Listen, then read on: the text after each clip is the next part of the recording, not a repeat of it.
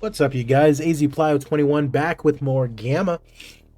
I have really been enjoying this mode, and I'm gonna get through a bunch tonight. It's a Friday. I have no work tomorrow. We're gonna go bananas. Probably 3 hours or so. I'll probably be on this one. Again, forgive me. I'm a little bit stuffy. My voice does not sound the greatest, so apologies are in order there. But I'm really liking this database and just the possibilities of it, and the fact that I don't know everything excites me about this particular universe, and it's exciting to me, because I don't know shit. So like learning things is what's going to make it super interesting to me.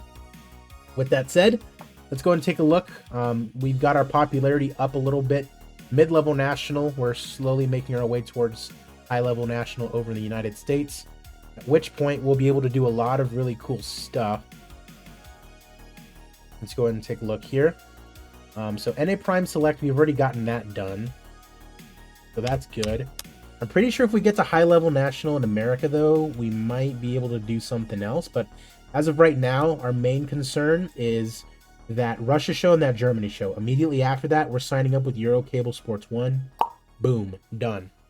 After that, it's South America and Asia that we need to focus on. We'll be doing a lot of shows there, because Europe, Russia, and Britain will be handled as far as TV with Eurocable Sports 1. So that'll be good for right now. And then we'll just start attacking South America and Asia, because once we get to mid-level regional, I believe, in South America, we can sign a TV deal that will then also cover Central America, so we do not have to go there. Africa, no idea how we're going to really get into Africa at this point. What TV stations are even in Africa? SportTube, that's it. So no way for us to really get into the African market unless we go there or go on SportsTube, which a lot of people have been DMing me and saying just do SportTube, it'll make it easier. It's 2002. I feel like Gamma wouldn't do that. They'd be more than likely just wanting to get into the market and just immediately want to get in there, Plus, it gives us an opportunity to put on some, weaker fight cards, absolutely. So, gotta love it. And we've got a fight card right now. Alexander Ivanov versus Kurt McDonald. This is our Russia card. And then immediately after this one is the one in Germany. And then we get signed up with Eurocable Sports 1, which is basically Eurosport. And I'm excited about that. Should be awesome. We do have, we got our German boy there in the main event. Gotta love it. Got our Russian guy there. And so, we do not need to televise it. We have Gamma 52 Foster versus Kapoor coming up. That is going to be on North America Prime Select. Great main events. Potential main events. Main show fights. Just make it onto the main show. And this would be a main show fight. So, a pretty good card for Gamma 52. And then we've just got a bunch of those untelevised cards. Bunch of them. Just going back and forth between Asia, Brazil, Asia, Brazil, Asia, Brazil, Asia, Brazil. And we're eventually going to have to start putting on actual good cards in Brazil. That's the thing. Gamma 54 in California. We've still got to book up this card for week 4 of July. But let's get into this one. Ivanov versus McDonald in Moscow. Just straight up 10 fights, because it's not televised. There's no reason to have prelims. Let's get to it. Ramin Rostami taking on Nate Dawes at 185. Both guys are 4-0, and it's Rostami, the Iranian, who gets it done today. Renan Heleno taking on Dean Capers at 205. Both guys undefeated. Dean Capers with the split decision. We got Datsakorn Pratumwong taking on Zane Weibach at 205. We got Lefty Pratumwong, the TIE fighter. Not from Star Wars, but the TIE fighter, getting it done. Sherman Shields taking on John James McInlean. A couple buff brothers out of the super heavyweight division. And it's McInlean with the TKO in round number 1. Cabral taking on Glenn Shimashko at 155, and we got Cabral getting the decision victory, improving to 7-1 here today. Robbie Lynn taking on Jazz Snide at 155, and it is the Lionheart getting the victory over the Canadian fighter here today. Tony Ibsen taking on John Joe Whiteley at 155. Both guys undefeated. We got Whiteley. 33 seconds is all it takes in round number 1 to get rid of Ibsen. Norman McAskill taking on Mighty Mort Slingsby. Mort Slingsby's got a little bit of gap tooth there. 3-0 Greco-Roman wrestler taking on an MMA fighter from Scotland. Slingsby with the decision victory here today. Nate McCreary taking on Tay Burnett at heavyweight. It looks like in our co-main events, Nate McCreary stays undefeated at 9-0 via decision. It was a poor fight though. You don't like to see that. His first fight here in Gamma. In our main event of the evening, the Great Bear, Alexander Ivanov in his home country taking on Kurt Chopper McDonald. You can see there 4-1 in Gamma already is McDonald. Coming off a loss to Tank Manua. Alexander Ivanov, mid-level regional in Europe. So this is a little bit of a homecoming. Former Stigma champion over in the heavyweight division. Brothers in Russia, everyone's coming out to see Alexander Ivanov in his debut, and he wins TKO in round number 1 for the Great Bear. Love to see that. 23 in attendance in Moscow. Commercial rating of 32, which is not great, but that's okay because we are low-level regional here, so +2 or +0.2 popularity increase.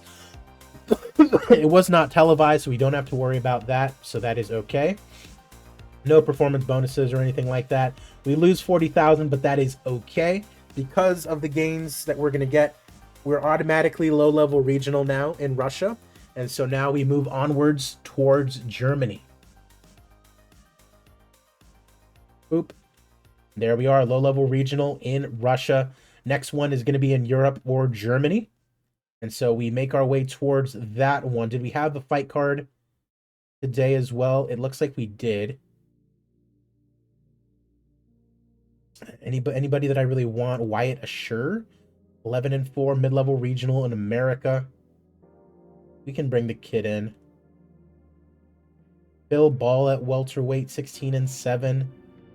Couple of local wins as well. Let's go ahead and bring him in.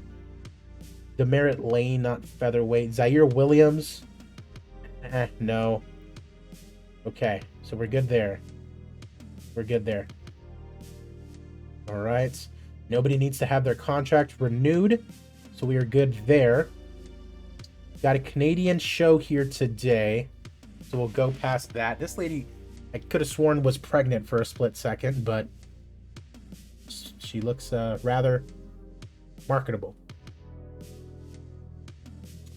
Aaron Southall's joined Impact MMA. Go and take a look at that Canadian large local show. Russell McPhee, 21-9. And we'll hold off on him for now. No, Nick Manier, 13-5. No thank you. Unless you're like super popular for whatever reason. Yeah, we'll hold off on him. Ackland Bowen, no. Mo Muskin, 28 years old, 7-1. We'll bring in the kid. Okay. All right, so we're good there. Well, these are women. I was like, flyweights, finally. But nope. All right, so Wednesday of week 2. So let's get to Thursday.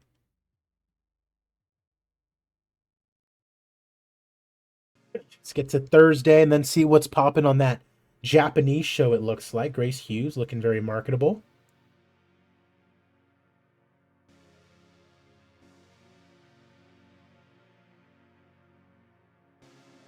All right. Fuller continues to taunt Fred Flintstone. Love it. All right. Breton recovers. Quit House of Pain after falling out with Manuel Cabral. Oh, okay. Interesting. Results. Japanese small local show, but there was a lot going on. Hanabusa, if all these guys are going to be 1-0, yeah. Looking like it. I mean, good on these guys for getting some fights in, for sure. But yeah, nothing for us here. Okay, cool. So Thursday, we got a European large show. That's going to be interesting to scout. Remember, it's all about getting in bodies. All right, Ashore and Ball have signed. Patinkin has left his team. Rubenstein attacks Latusier. Oh, no. Results. We got a women's fight on the main event. Love that. Franz Ludwig, 16-9. He's won 2 local fights thus far. Mid-level regional over in Europe. Go ahead and bring him in. Light heavyweight Joseph King. Nah. Constantino. No. Okay, we're good there. ADM 22. Oh my. These brothers look insane. That is the same day as my card, though, so we'll just get to tomorrow. Okay. Brandon Sugar leaves Halverson's. Okay, good for you, Brandon. Let's see if we can book any more fights here for Gamma 54. So Latusier needs to fight against Ballard.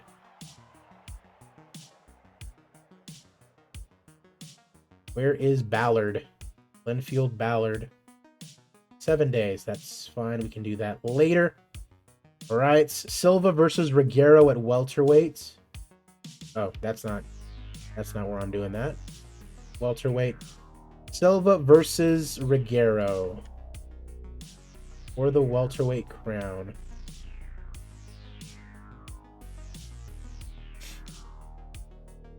We're redoing that. We're just redoing that fight.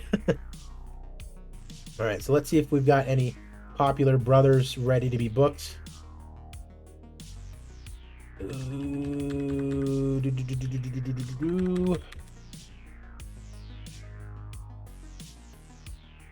Martin DeVries at middleweight.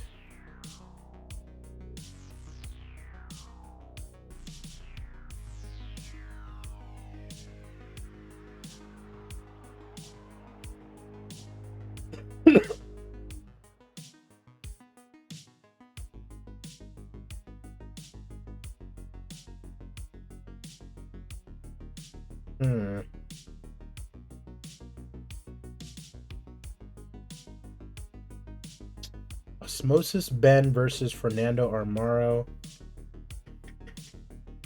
Let's do that.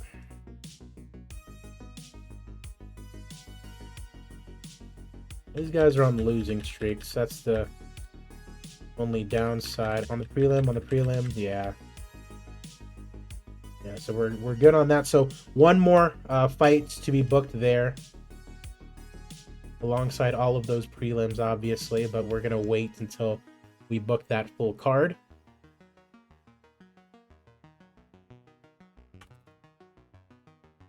Okay. And this does not need to be put on TV, so we are good to go. Let's get it. Fight Night Live, Hosserman versus Romero. Let's get it. Edu Gatai taking on Tyrone T-Dog Malik. At the 185 division, we got T-Dog getting the win. We got Billy Russell taking on Bill the Marine Brown. Also at 185, and we got Bill Brown coming out on top via decision.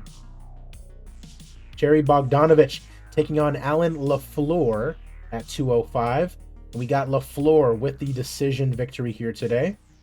We are in Germany. John Silvers taking on the roughneck Cal Hilson. And it's Cal Hilson with the TKO on John Silvers here today. Jericho Stewart taking on TT Stringer. And it's Stewart with the first round TKO. Scotty Arnson taking on Blood Eagle Alvarado out of Mexico. And it's the Blood Eagle with the decision victory here in the heavyweight division. Wants to fight Gabby Corrales. Giovanni D'Amatos taking on the Urban Cowboy Steve Mason in the heavyweight division.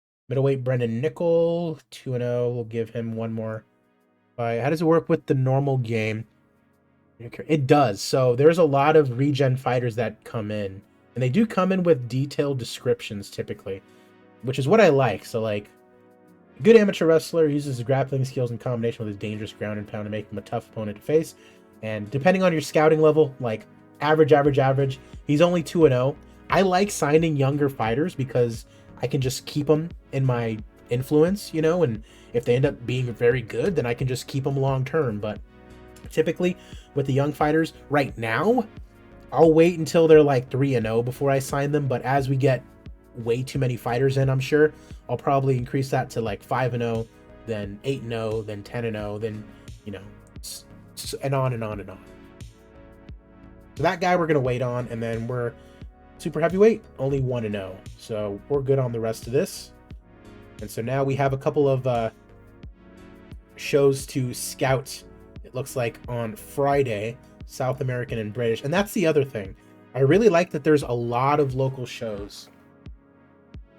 When you do the oh, here we go. Signing up with Eurocable Sports 1. Beautiful. Hell yeah.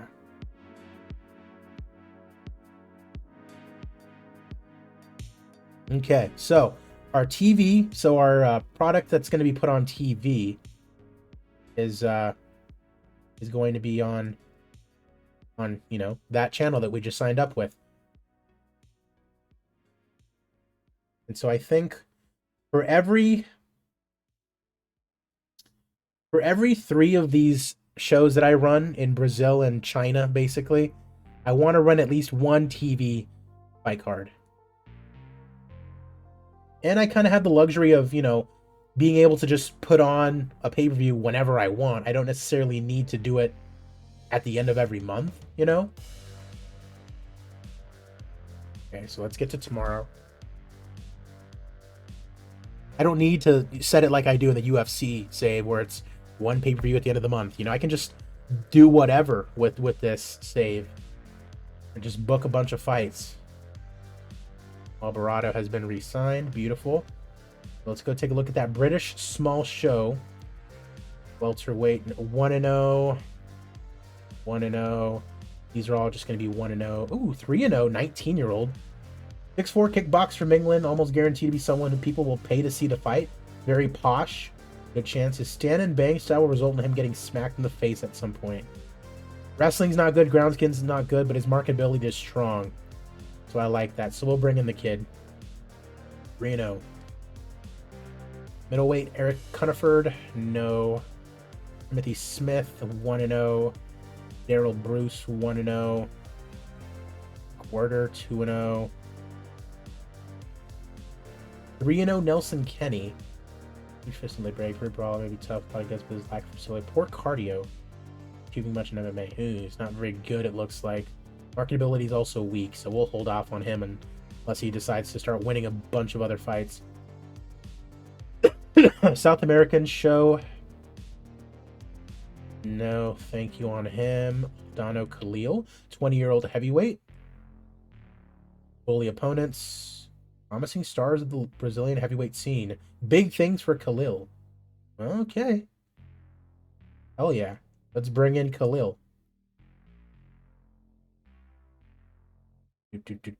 Nothing there. All right, we're good. All right, Sunday, so let's get to Monday.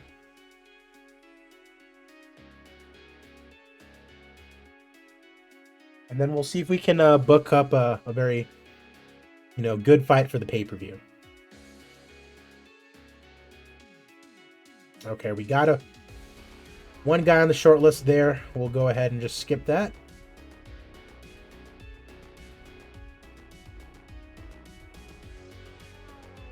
And then take a look at the results afterwards.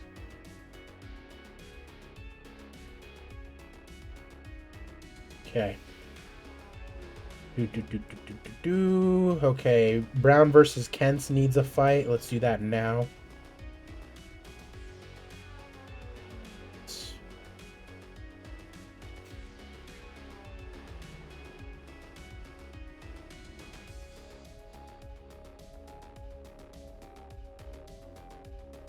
Okay, now let's do this.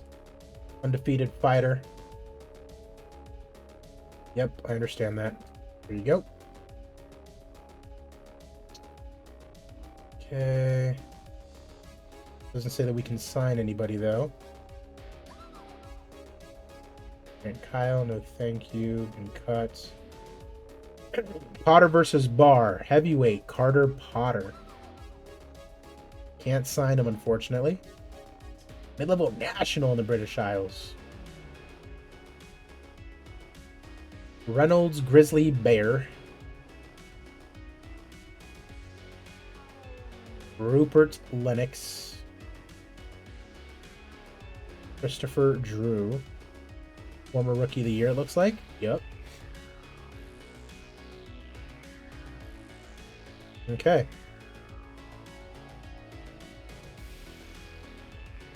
And we also had a small Canadian show. Women's fight was the main event. Love that. Jason Pilgrim. 4-0, 22. Standard wrestler. And we'll give him a run out.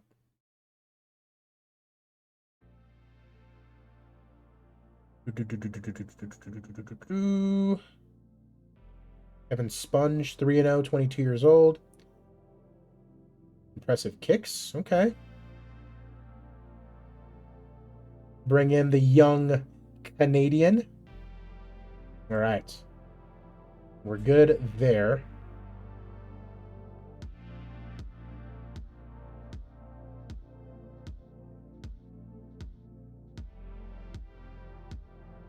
Versus Reguero would be a great main event. Let's do it again. Latusier versus Ballard. This would be a strong main event. Hell yeah. Okay. Just scraping onto the main show. Just scraping onto the main show. So we need at least one more really, really good fight. Oh, still just these low-level national guys. Still just these low-level national guys that are showing up.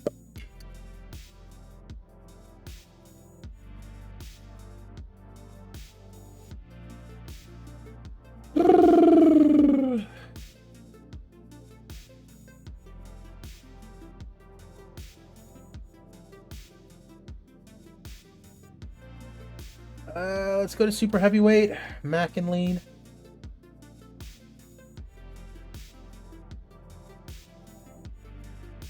I mean, no. We'll wait it out. We will wait it out.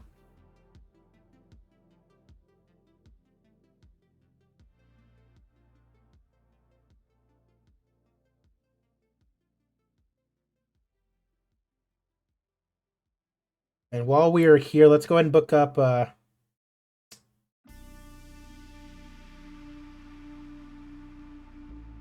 let's book the 5 prelims first. World ranking unranked, company ranking unranked.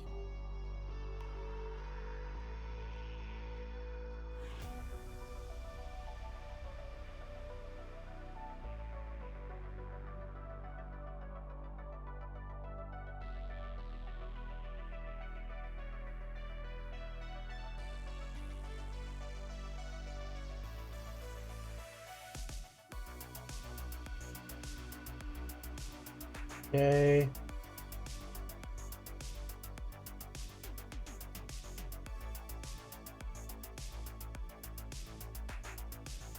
Carl Martin.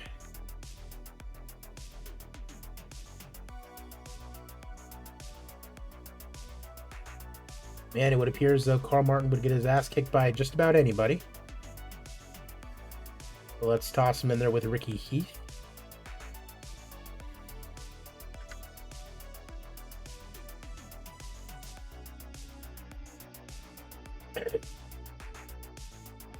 All right, Correa and McCaskill.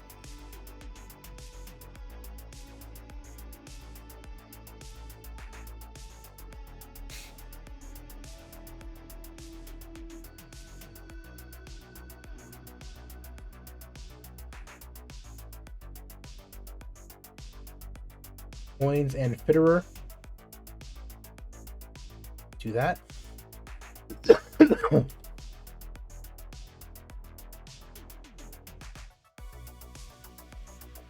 All right, Thomas Smith.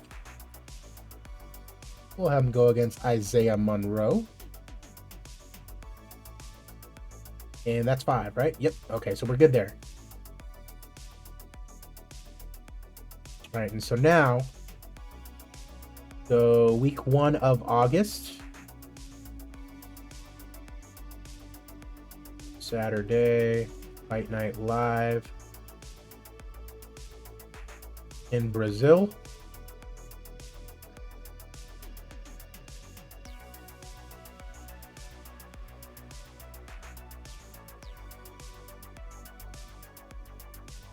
Okay.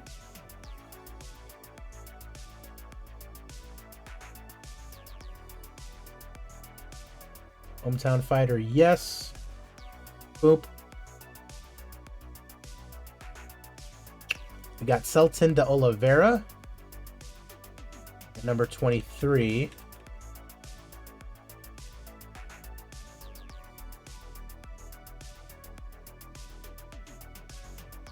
Versus number 25, Irving Braun.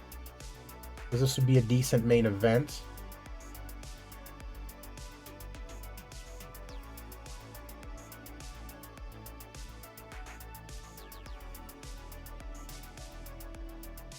All right, let's do this one. Oop.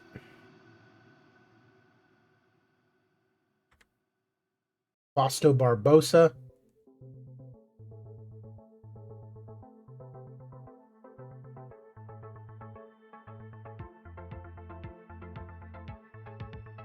All right, let's rock with this right here.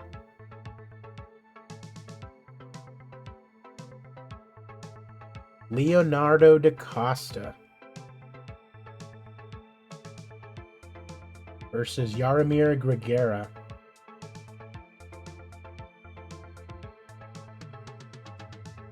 That looks like a good one. Our boy Vivino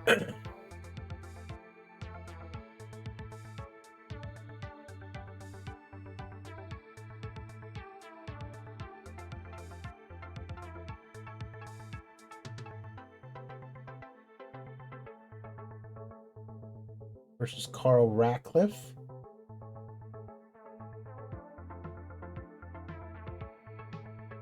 Ramon da Silva Ramos, 8-0, 2-0.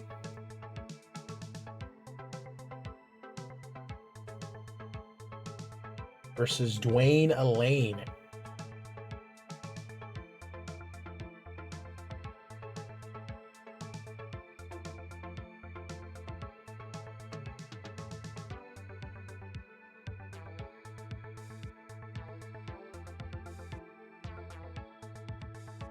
Mario Varela at 10-2 versus Simon Endo.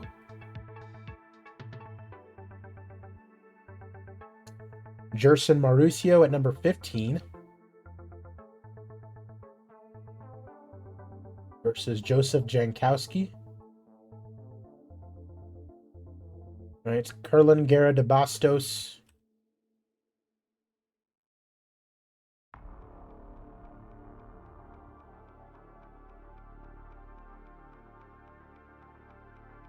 versus Roop Kuki.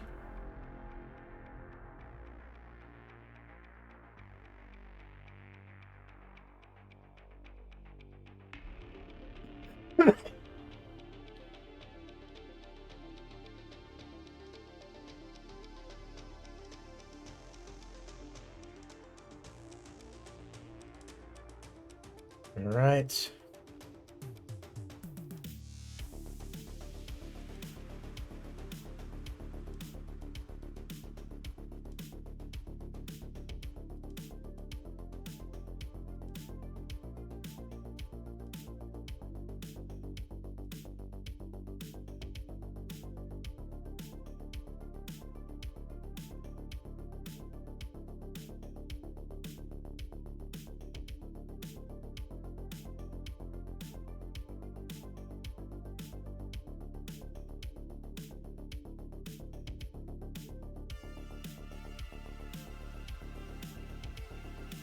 All right, and we got these guys going at it, and then one more.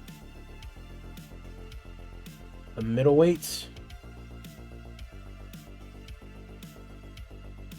Artak Gevor against Nakata. Booyah. Okay. Vivino versus Ratcliffe. That is set up.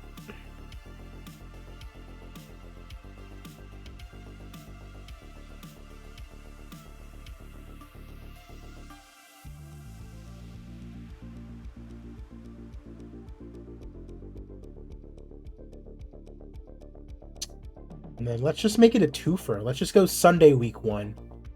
And then Rock China again.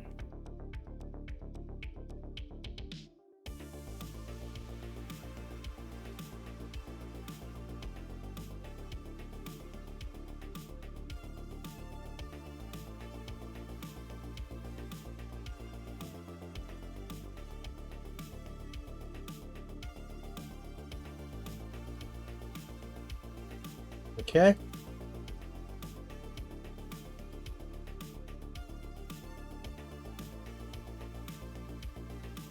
Pai Chang, we're back at it.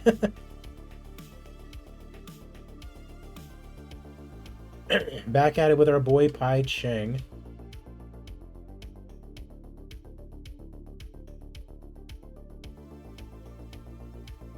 Because it would be a decent main event.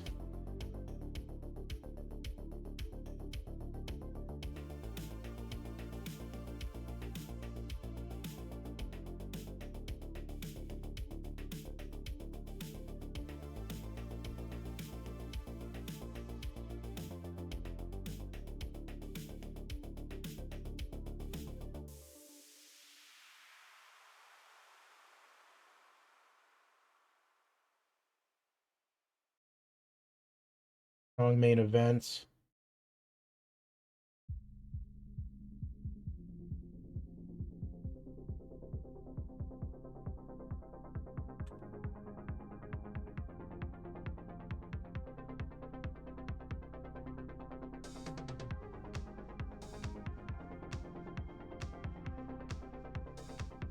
Martin DeVries, mid-level regional.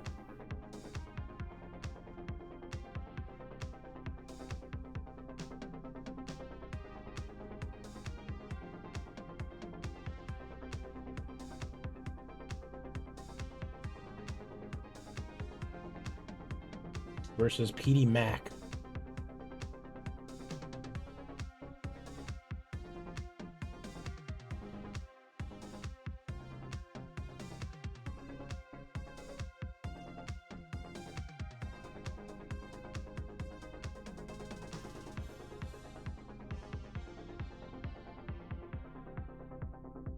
Versus Fritz Phipps.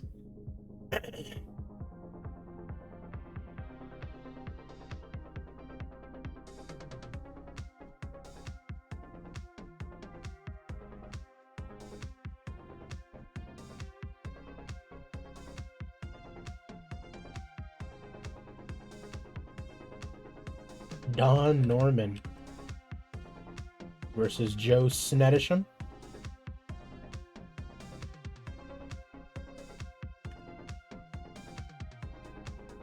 I'd love to see that.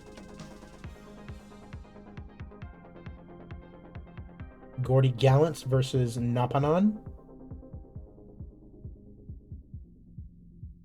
Owen Hyde versus Okuma.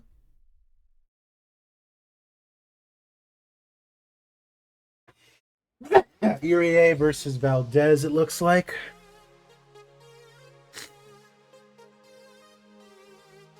Vega versus Sutton.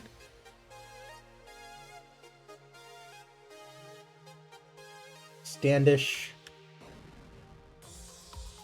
versus Prenger. All right, boom.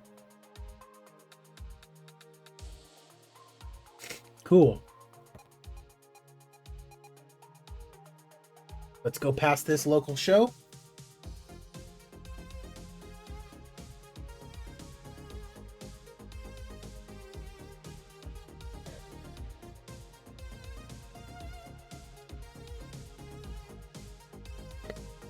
Got a couple more guys signing.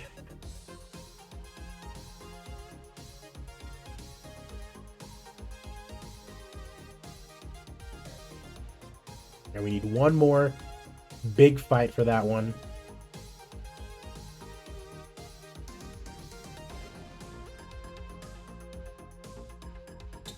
Seong Huang, no.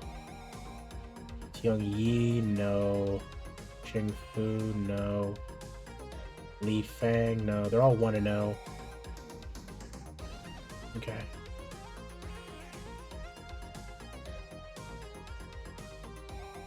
So we got to get to our next fight night.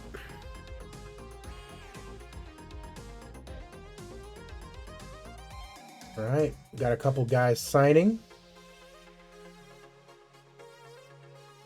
Drug test results. Everybody's clean. Let's get to our fight card.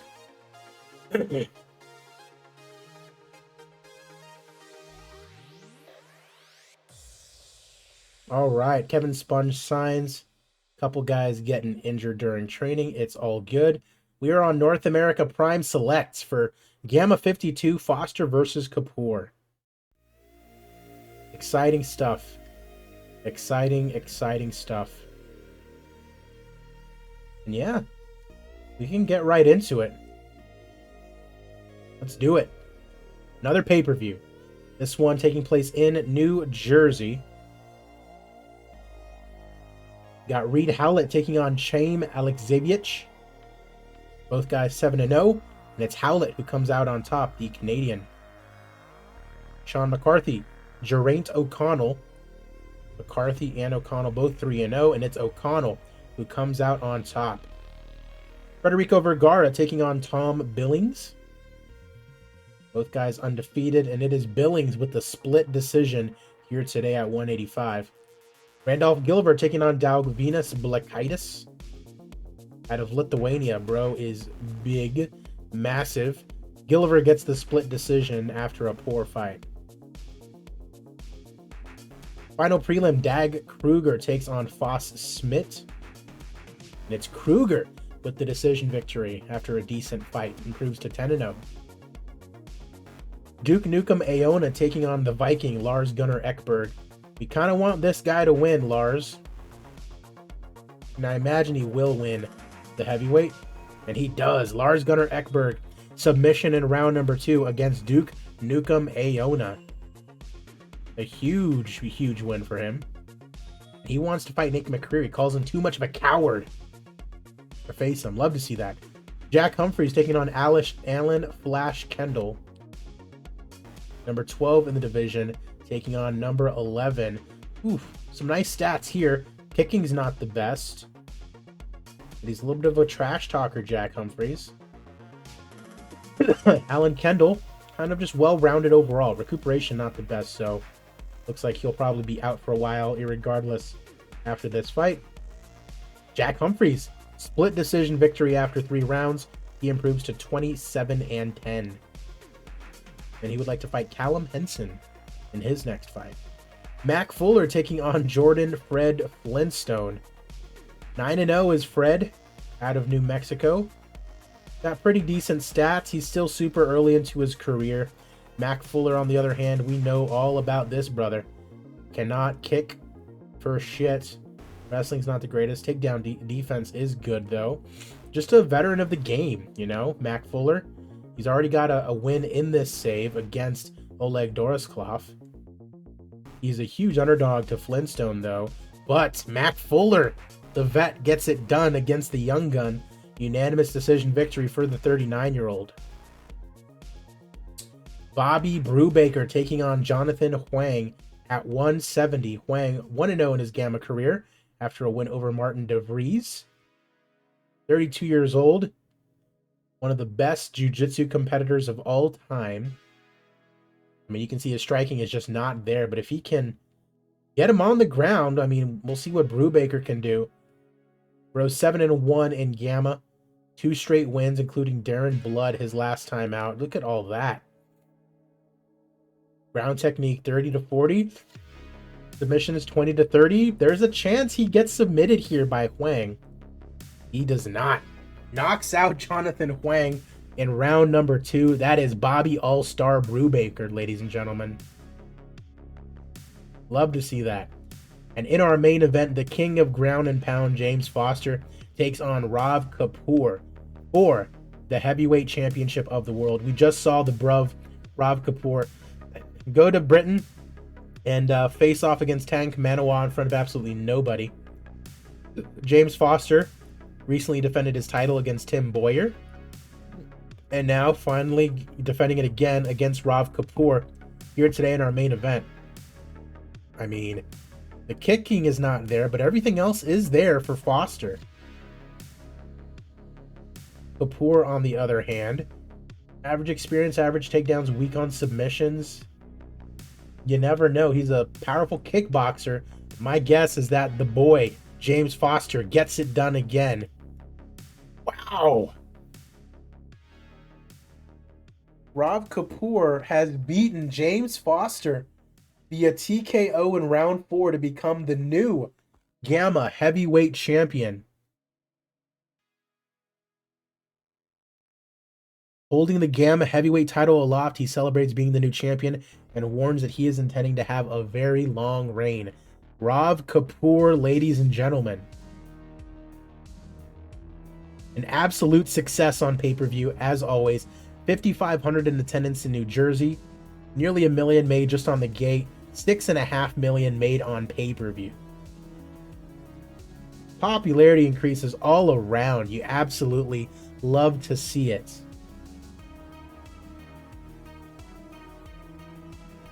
Let's see, were there any fantastic fights? No. So Bobby Brubaker and Jonathan Huang will get fight of the night. No first round finishes. So we'll give it to Bobby again.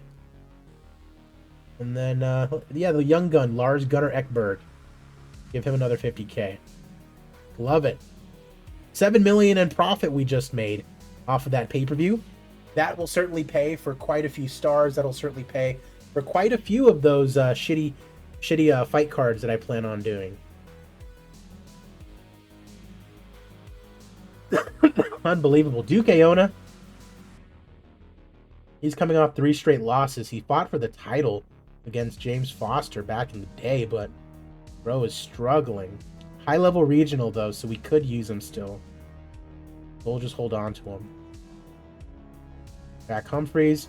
He's coming off a win. Mid-level national. This is our guy. Love to see it.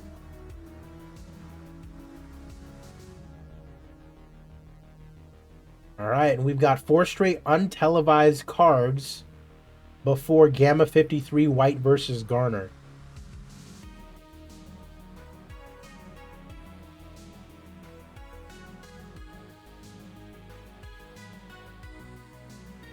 We're practically running 2 fight cards a week, starting in August, it looks like. Let's see if we can't add anything.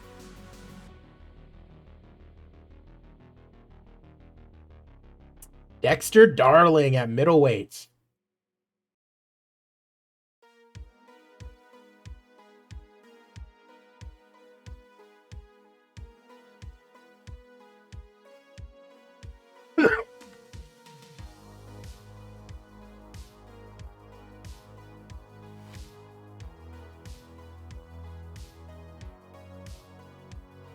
Davis Spyro.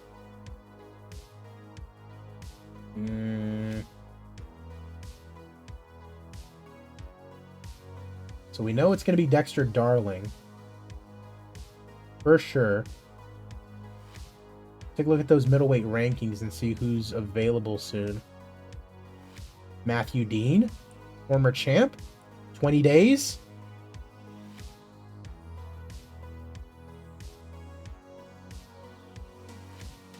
Patrick Thomas, low-level national. He's out for quite a while. Neil Napier, low-level national. 41 days. Looking like it might be Matthew Dean.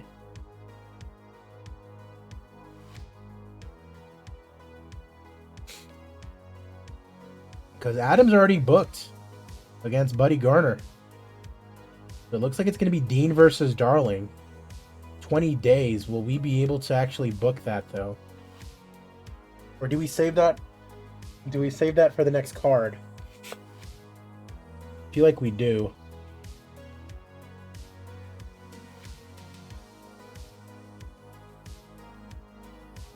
Rufus Stevens at welterweight, ranked at number 5.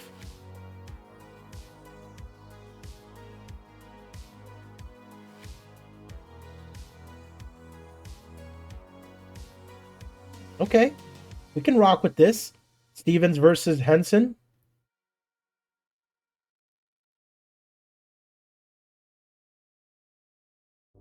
High-level national, high-level regional, low-level national,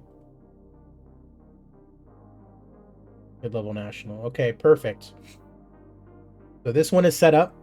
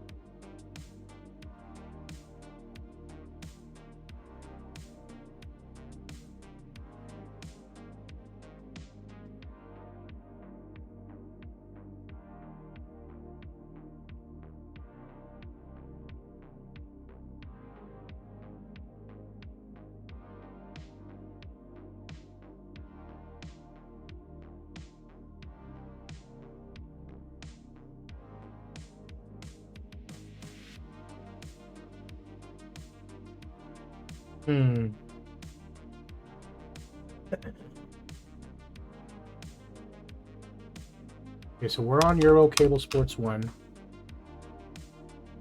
Mid-level regional we need in South America. Mid-level regional we need in Asia.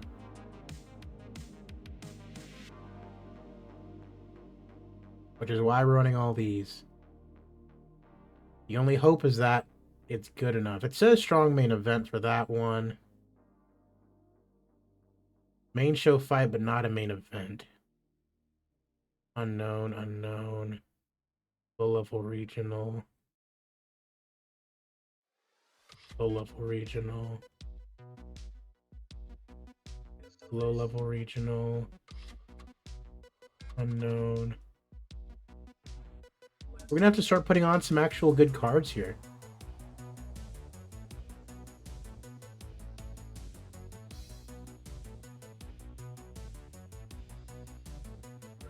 Okay. Japanese large show.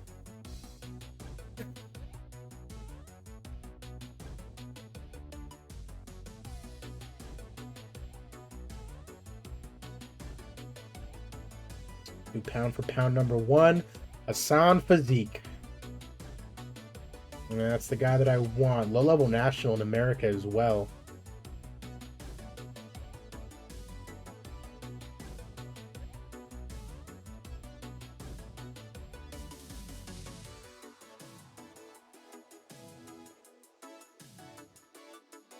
Okay, so we got lightweights here.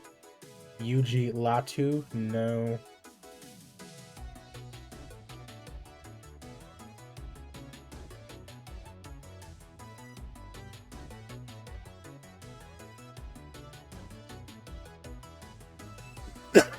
Nothing jumps out about these guys to me.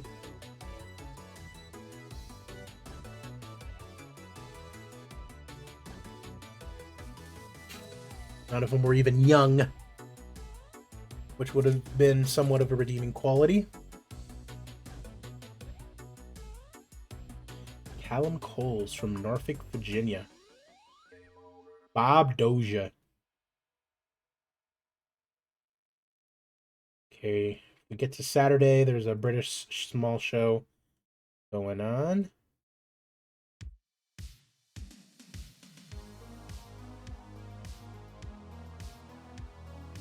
Audra Bouchard looking very marketable.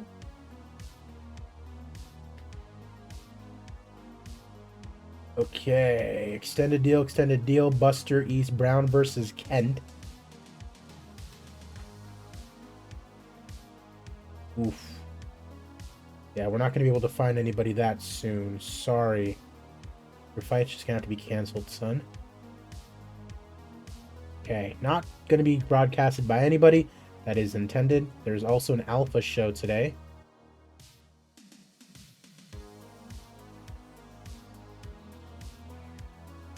We are in Brazil. Let's get it popping. See how this goes.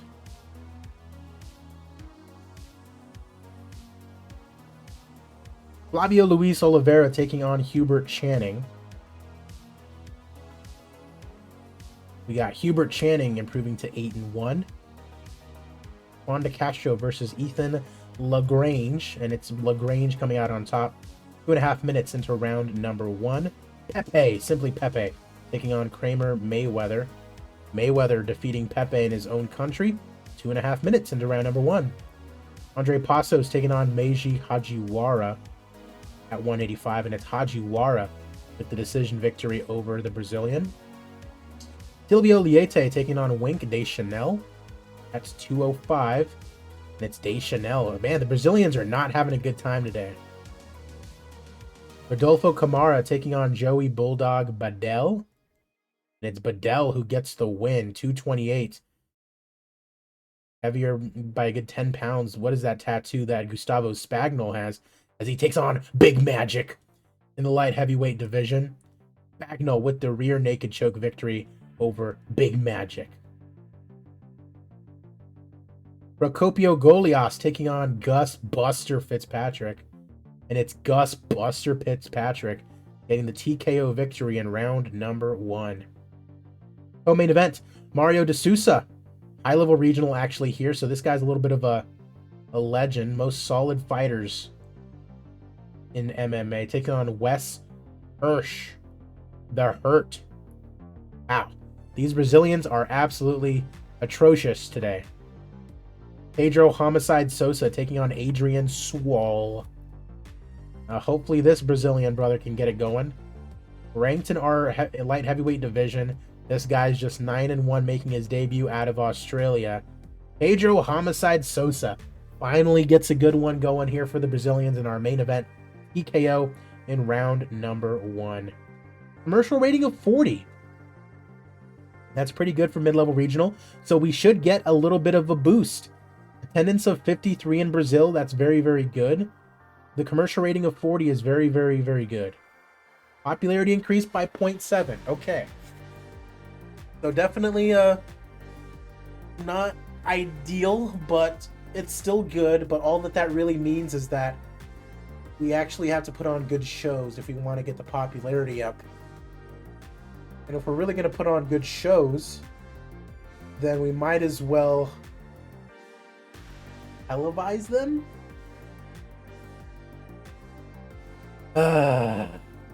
Perhaps.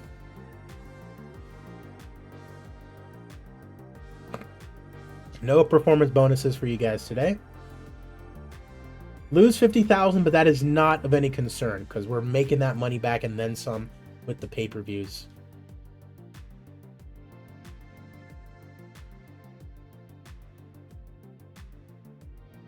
Okay. Ooh, 27-year-old light heavyweight. Yeah, let's go ahead and swipe you from Alpha, please and thank you. Who did you guys cut? 35-year-old. Okay. Big Magic needs to be renewed. 0-2. Street Brawler. Oh, this is Kimbo Slice, huh?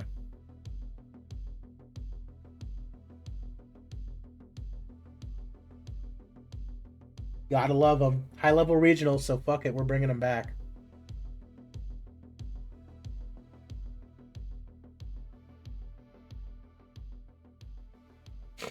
Gotta love me some Kimbo Slice.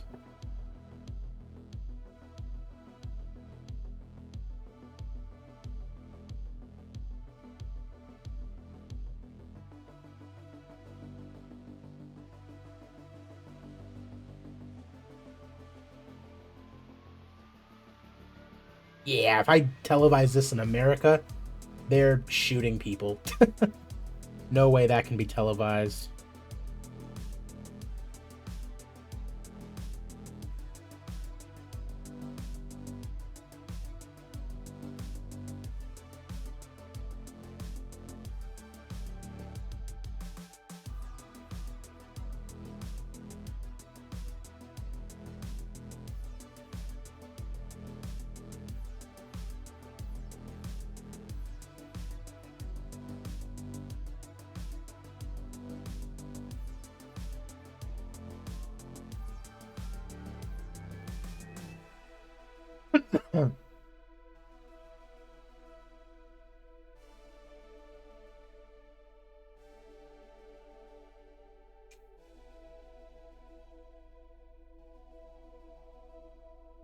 When is Rob Kapoor back? 20 days. James Foster. Oof, he's not back for quite a while.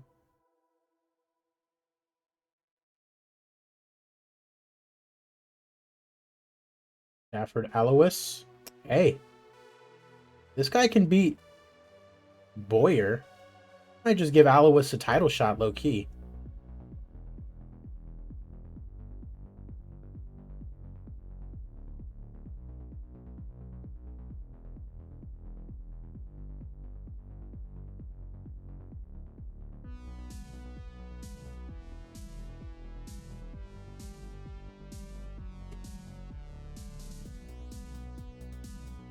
Okay, where's that Euro cable sports? Minimum commercial, low level regional. That's perfectly fine. Can high level regional.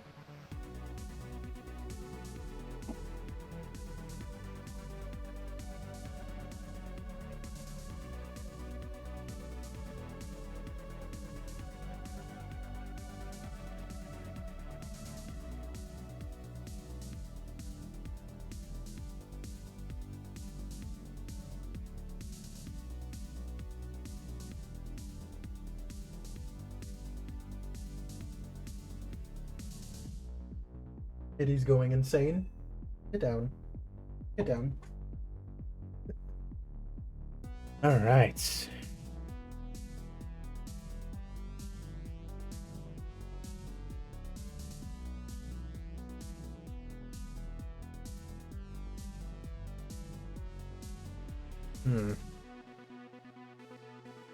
Trying to decide what I want to do here. Because I definitely could just show all of these on Euro cable.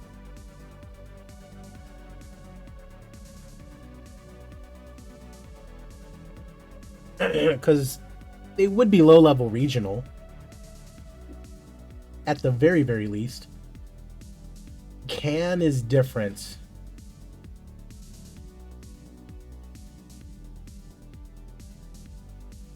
It would at least increase their popularity a little bit in the European countries.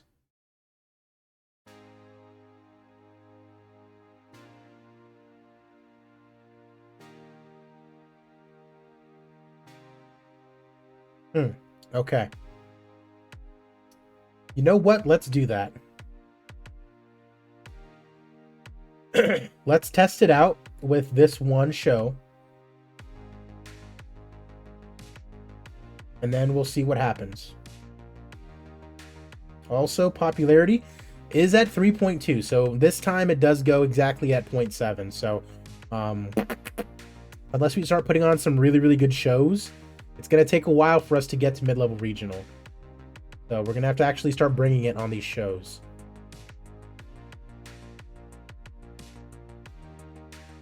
Okay. All right, there's a Canadian large show today, so let's skip forward just one.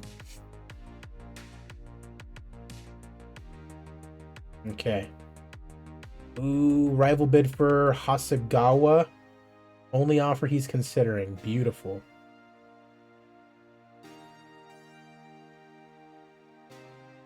Duncan Thistlewood. Let's take a look at the results of this. Results for weights.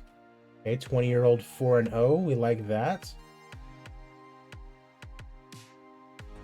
Oh, nice little 100 in attendance. That's better than I did over in Brazil, interestingly enough. 7-3. A couple of wins over some local fighters. Yeah, no. Alex Maitland, 4-0. Bring in the young gun. Okay. Good there. Monday. Got a large American show today and a Japanese small show. This is going to prove some prospects for sure. Please provide me with some prospects. Probably a couple of 3-0, 4-0s.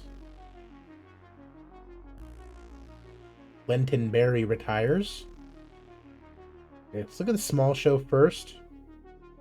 Yeah, 1-0. That's what I figured for the Japanese ones.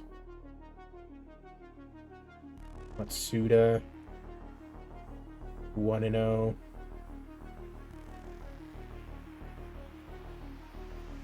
Uno. 1-0. 1-0. 1-0. Okay. So nothing there. Let's take a look at this. John Rivero, 14-6, 3-5 in Gamma. Yeah, bro's not having a good time. Mid-level regional in America.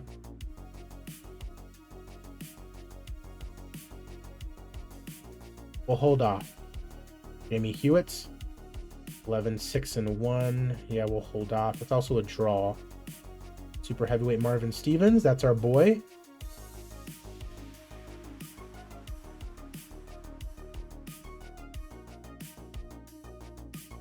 We'll hold off on that as well. Augustine Gonzalez, 14-5. He's got the juice in Mexico, so let's go there.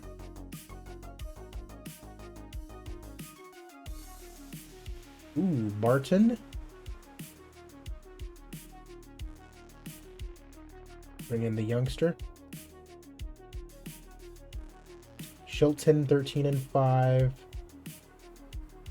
Bro's all kinds of messed up. Golly, he sucks.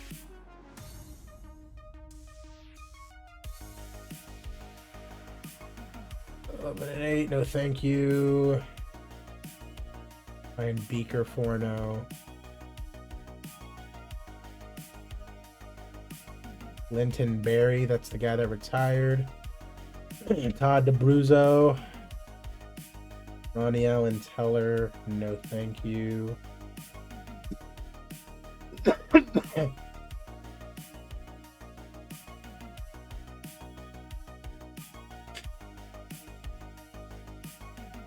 All right, we're good there.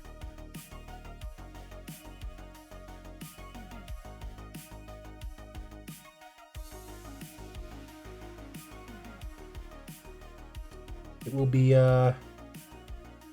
very interesting to see exactly what we are able to do. We did get Hasegawa. Very nice.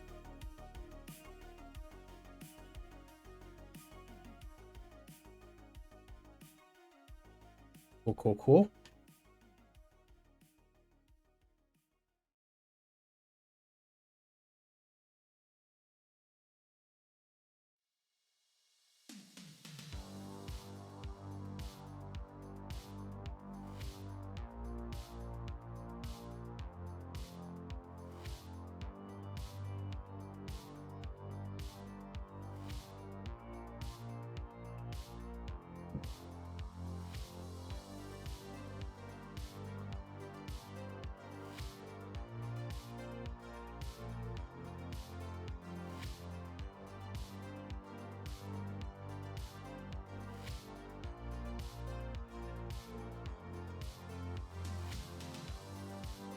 Let's add a show Saturday of week 2.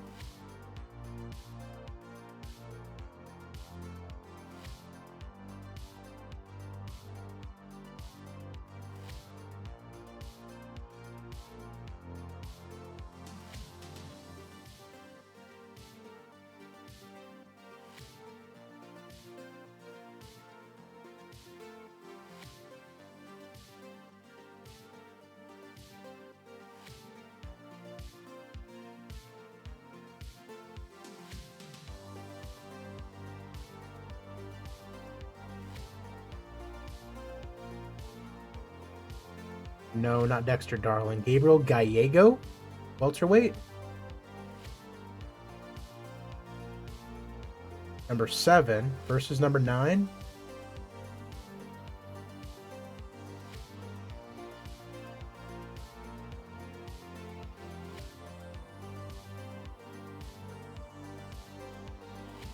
Let's rock with this.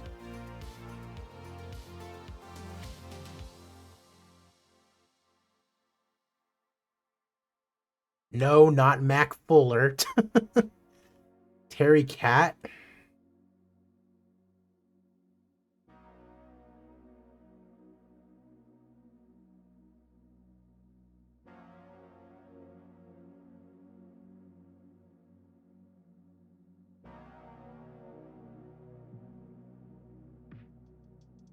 Terry Cat at light heavyweight.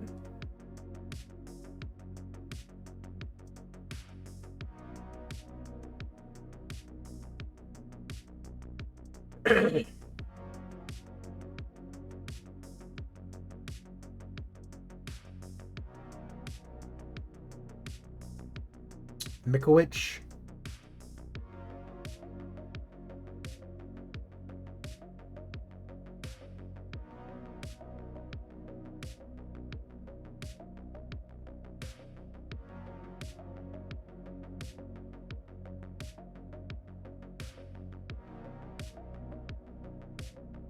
And everyone's going to be low-level regional now, so hometown fighter, yes.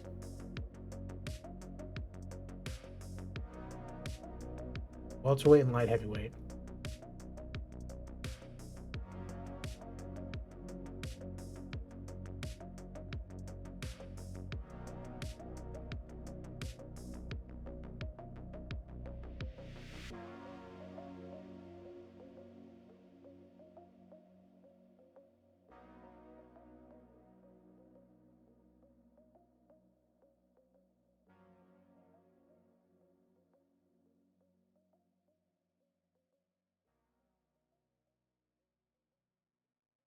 Just Cooper Richardson.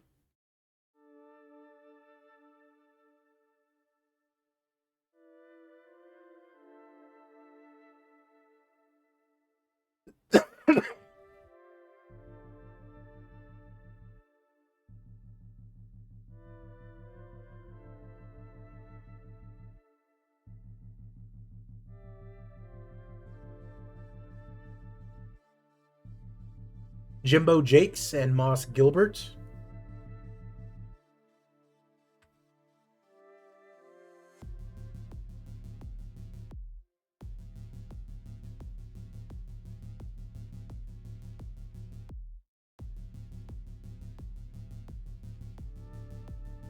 We'll rock with these boys.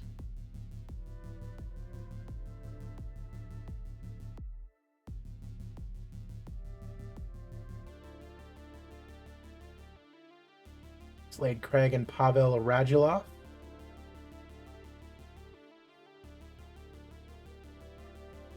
Milicis and Irving Braun. Gene Oakley and Jazz Snide.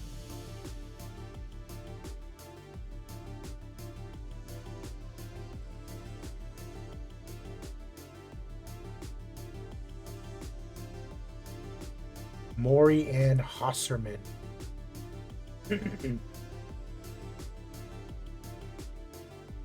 Okay.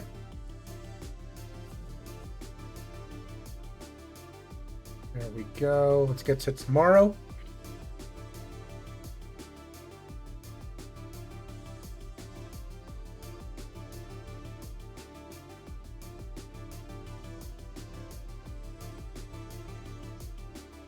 So we're going to be broadcasting this on Eurocable Sports 1.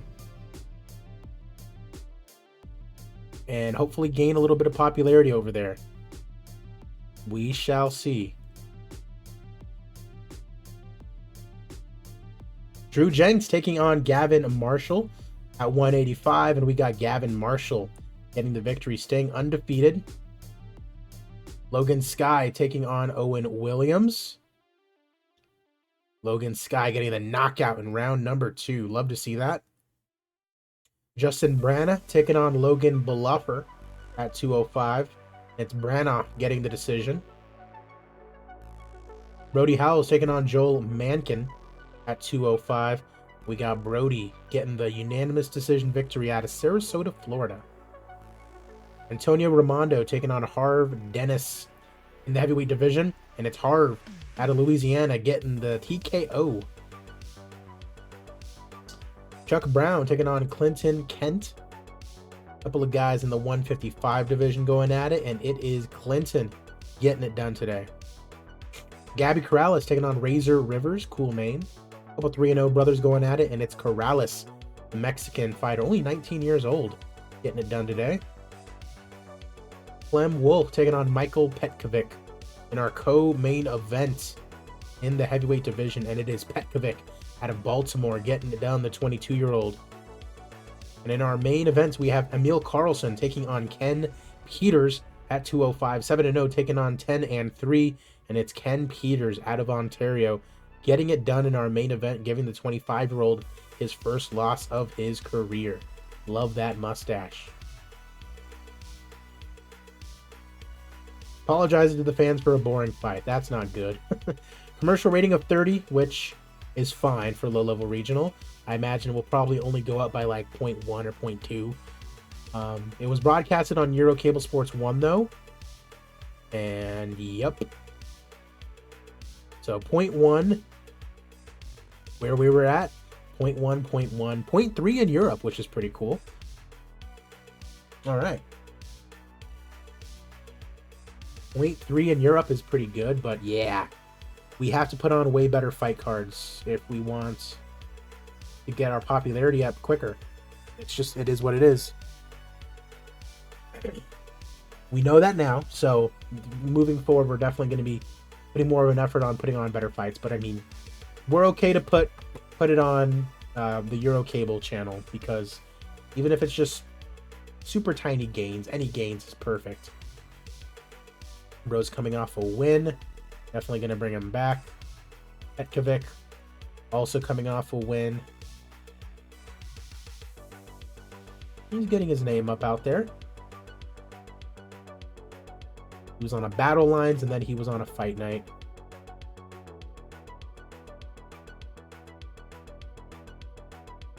Clem Wolf. Name value going down in America, but up everywhere else. That is quite weird. Probably because he lost. Ooh. Actually.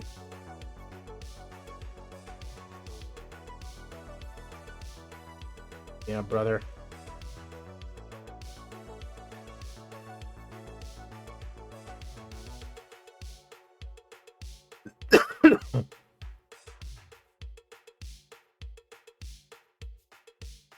Sorry, brother. Get some wins under your belt.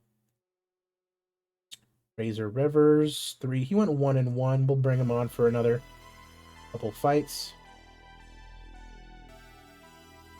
Okay. All right, so all of these are... No. All of these are good to be put on just Euro Cable Sports 1.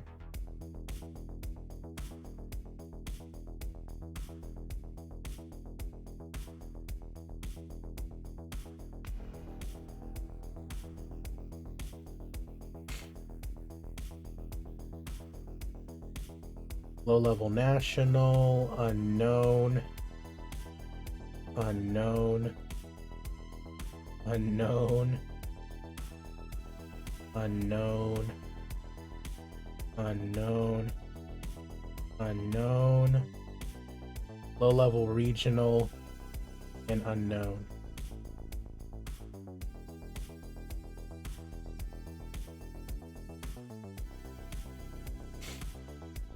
Well, we got a hell of a main event, that's for sure.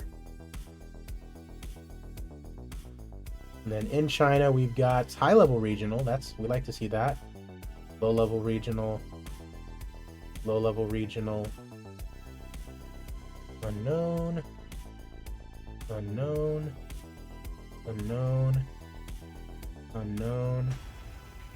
Low-level regional.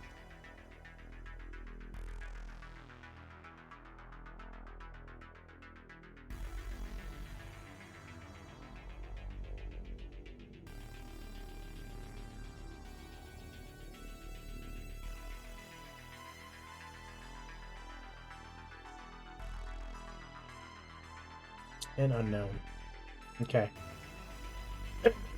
So we're good there. That's a pay-per-view. That's already booked up. Brazil, China, Brazil.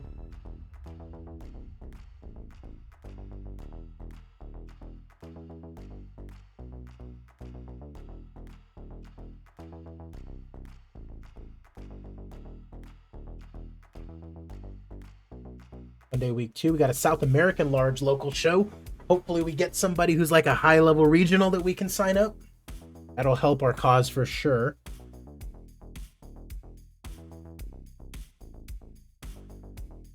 All right, it's got a couple guys signing. Salgado, low-level regional, unknown.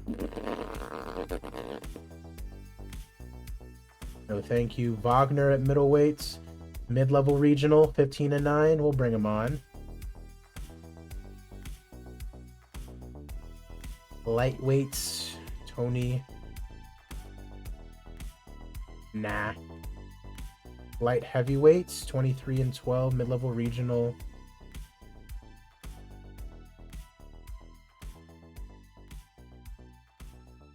Rosa. What's it called? Brazilian legend, it would appear. Pinheiro, 9-5.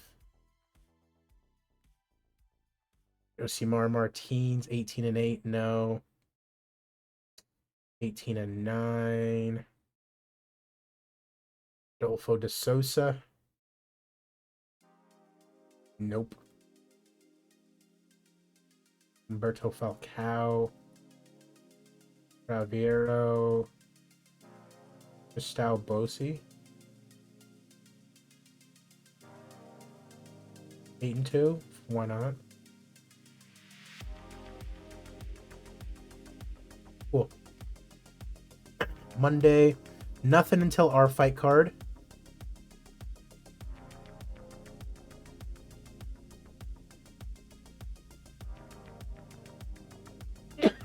Excuse me.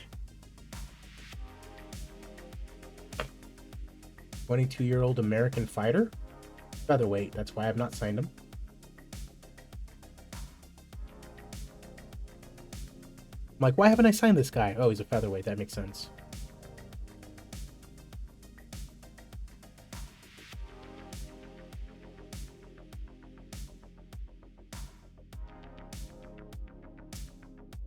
Let me go and see if there's any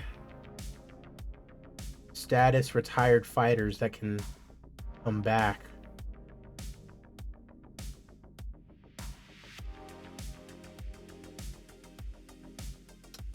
High-level regional.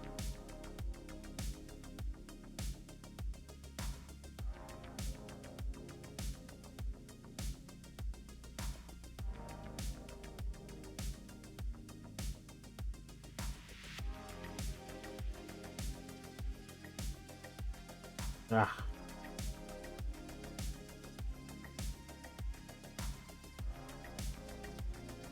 Cobblepot does not want to come out of retirement.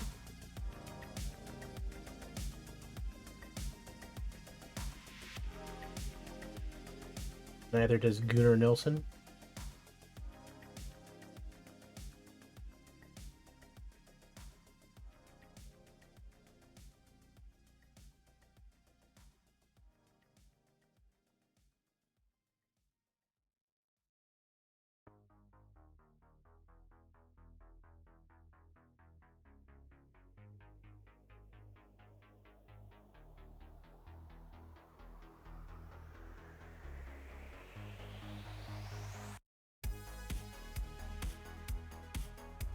Ugh. Saying I got nothing left to prove. I don't think coming out of retirement at my age is a good idea. Adalberto. Nope, he does not want to come out of retirements. George Laurent. Bro says he's got nothing left to prove. Mark Cohen. Okay. High-level regional.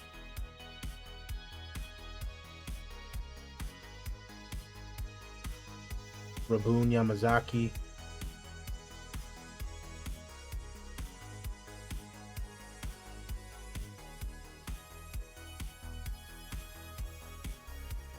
Jereso.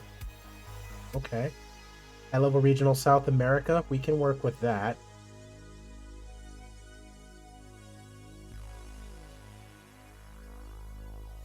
Dan Halverson.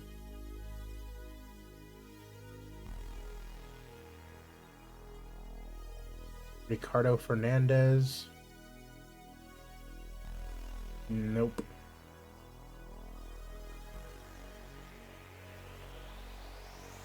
Bo Gorshin.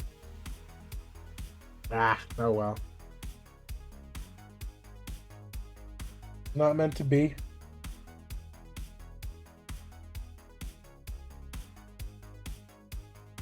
Chambers versus Allen.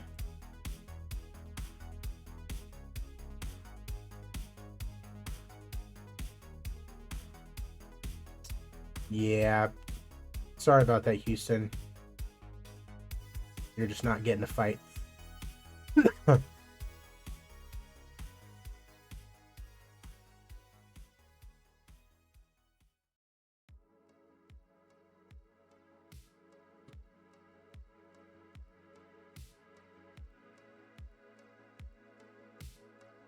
Do.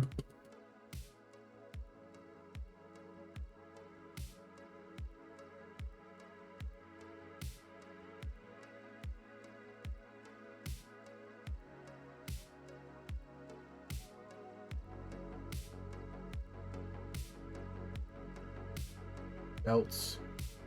L. Ryan.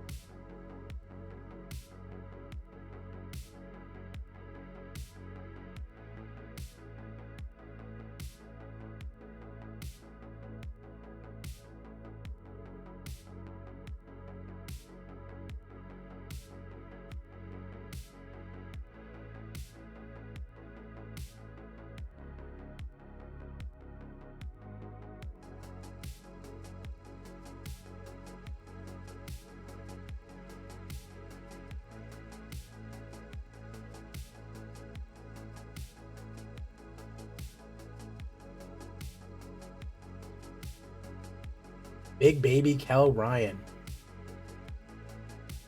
Super heavyweight champion. Rob Kapoor.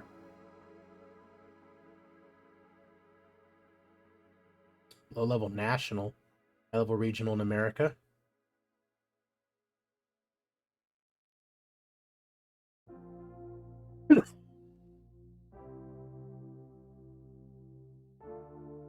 Spencer Rubenstein. High level national in America.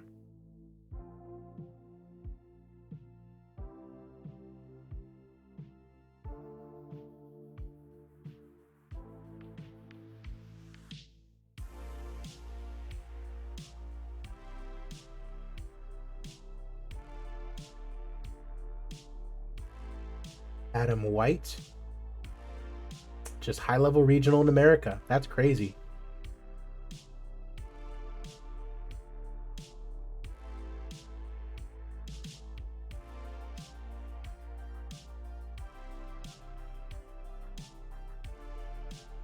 Manuel Silva.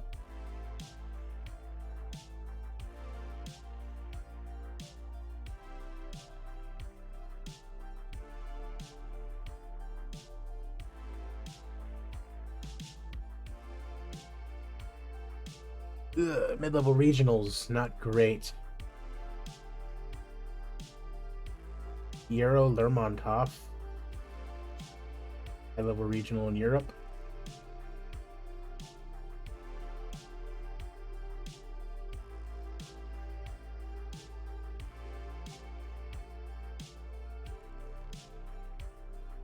He's not marketable at all. That sucks. All right. Well, there's our champion, ladies and gentlemen. Okay, we got Mizwar versus Mora. Let's get it. Taking place in Brazil. Got Randy Carlsley taking on Garth Vader Neal. Love that. It's Garth Vader who gets it done out of Texas. Jules Dupuit taking on John Wales. And it's Dupuit's out of France, 8-1, getting the win. Tsukiyasu Tsunoda taking on Mauricio de Toreros. Mexican fighter is the favorite, and it is de Toreros who gets it done. Powerful punches. Craig Holm taking on Joshua Ziegler. It's Craig Holm getting it done, improving to 6-0. Evan Pizarro taking on Rich Robinson at 170. And it's Evan getting the submission victory. Ralph Concannon taking on Folk Dallin out of Sweden. And it is the Tennessee fighter with the long hair getting it done here today at 155. Julian Beals taking on Masato Wai out of Japan at 155. And it's Wai getting it done in round number 3. TKO win. Hunter Scribbins taking on Tony Legg in the middleweight division. And it's the Hunter Scribbins, the Arizona Strangler, getting it done via submission. Millie Golovanov taking on Stian Agdestein. The Norwegian fighter is the favorite. And it is Golovanov taking it down via decision. 9-1 he improves to. Braulio Mora taking on Tora Mizwar now in our main event. Mora, low-level national here in South America. Brazil's top middleweight, it would appear. Taking on Mizwar, number 5 in the division. And it's Mora getting the decision victory after 5 rounds over Tora Mizwar here today in his home country, getting the victory. Commercial rating of 52 is huge. That's high-level regional status. 61 people in attendance. Popularity increase of 0.7, 0.6, 0.6, 0.6. So not the greatest, but it does go up.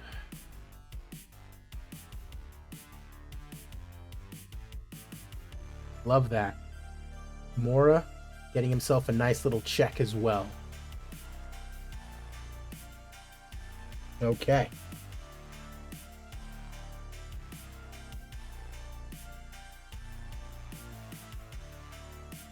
All right, WEFF tonight, along with an American small local show.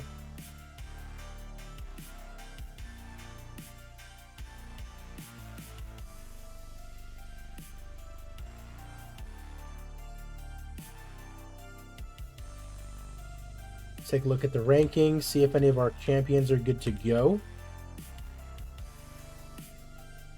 We've got Lermontov ready to go. Helio, high-level regional in South America.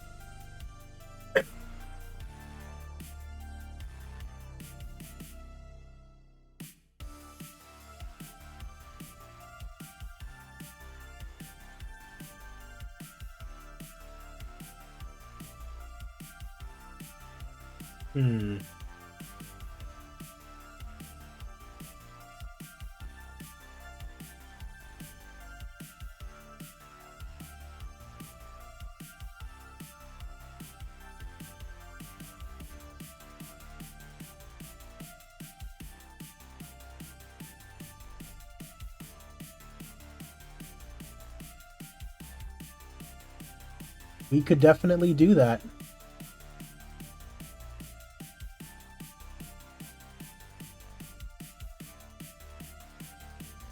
Lermontov versus Helio for the title in Brazil.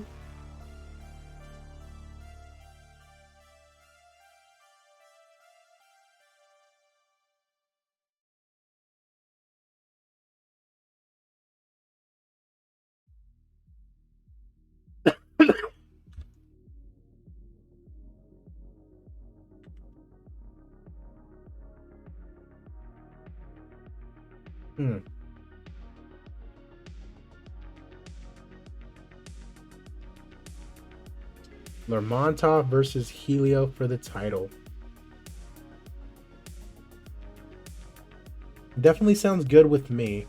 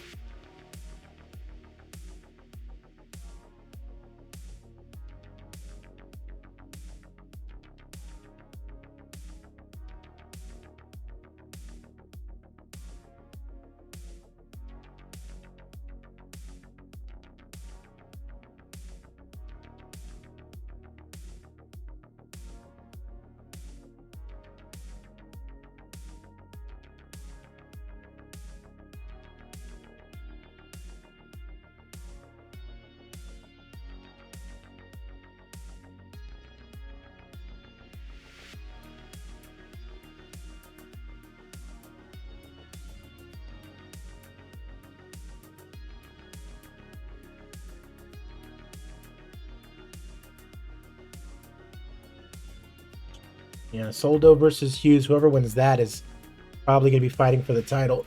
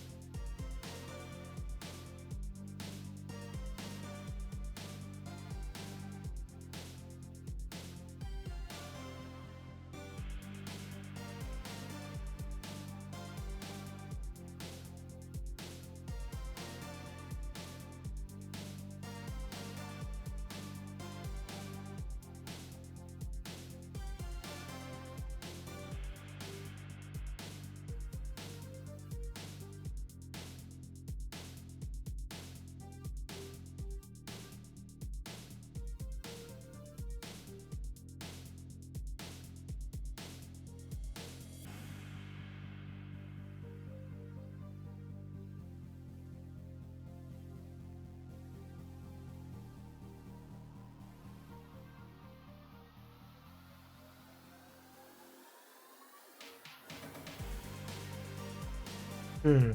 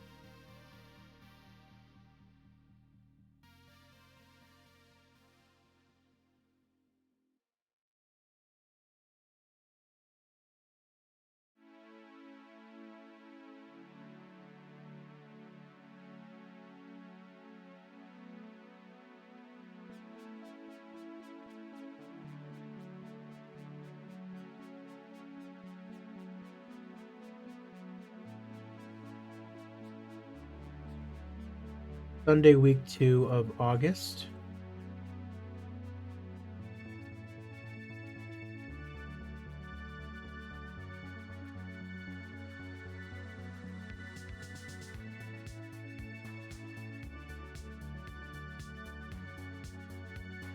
Southeast Asia.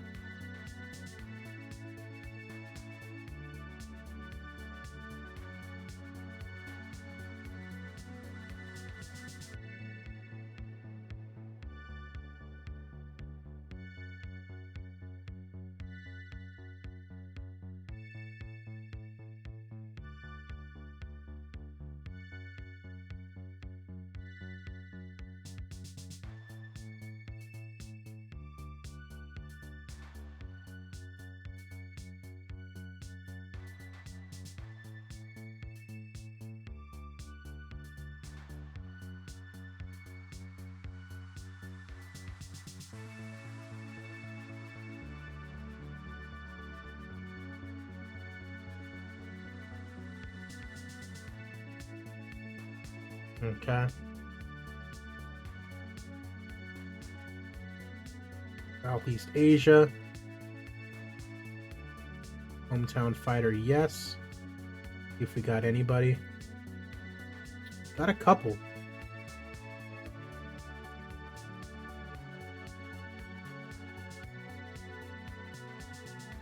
Light heavyweight Datsacorn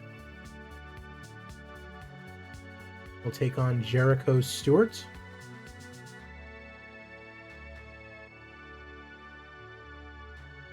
And Alger Paras.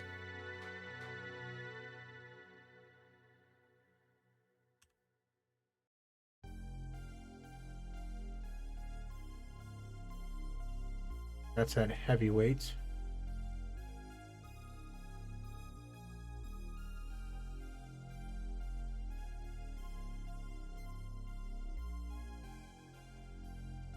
We'll take on Manny Van Post.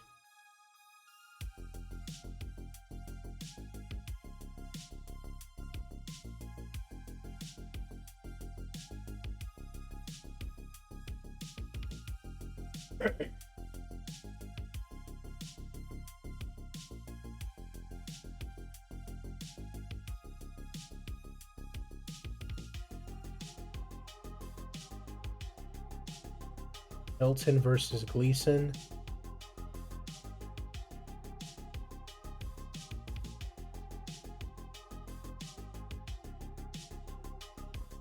Brubaker, Crumb.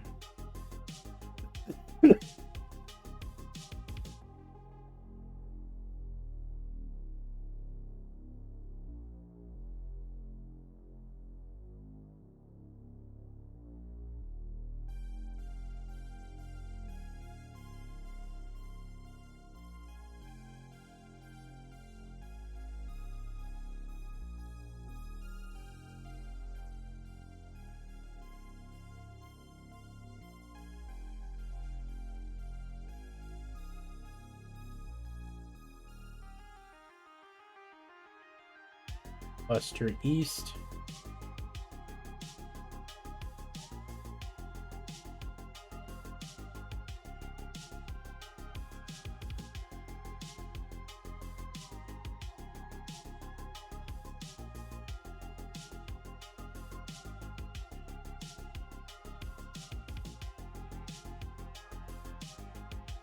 All right, let's get some of the big boys on there.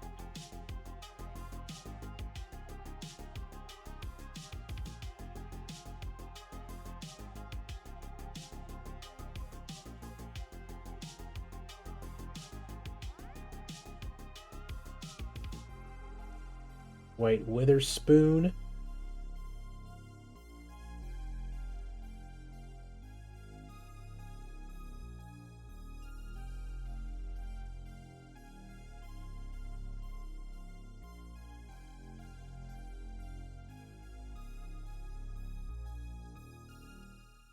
Jeff Carlton versus Damian Jones.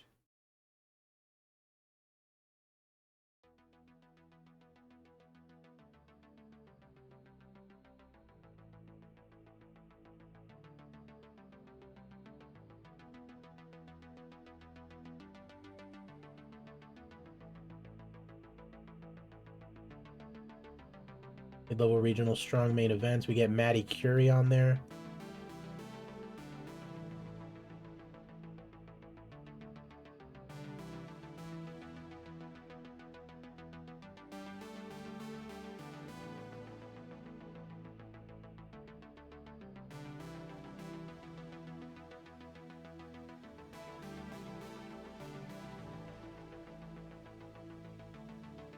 Floyd Haywood and Carl Chenoweth.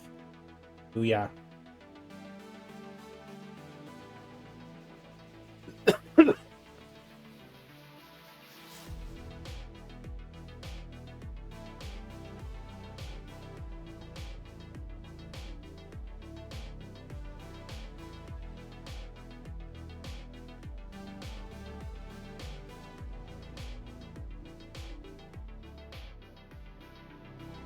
Now let's go to Saturday of week 4 for the actual big show.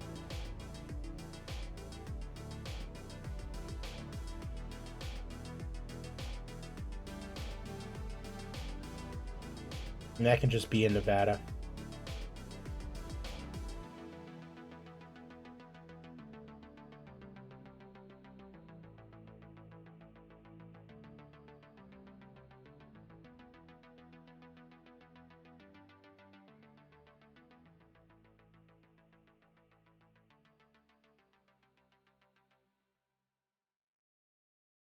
The Lermontov versus Helio.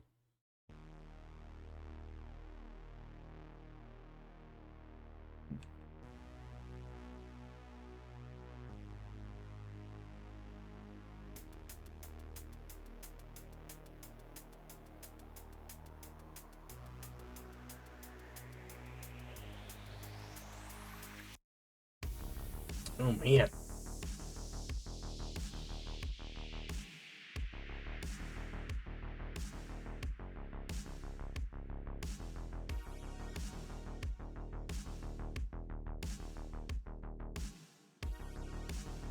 Maybe a Battle Lines as a lesser show.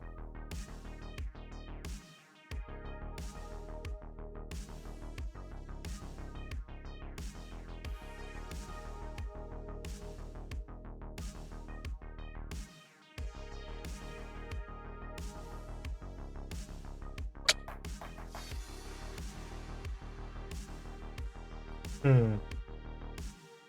That's still super, super sketch, but let's do it.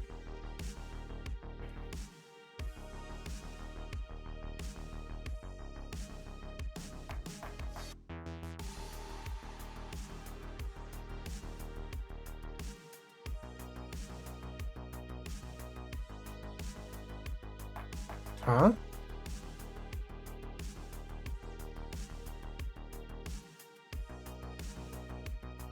What? Because we have literally any other broadcasters involved, they won't be on it?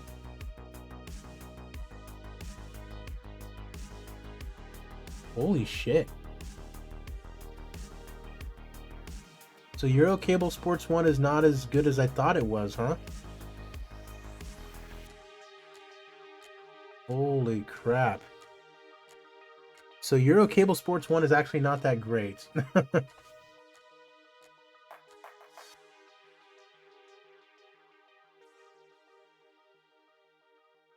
I mean, I might as well just fucking put it on pay-per-view anyways, right?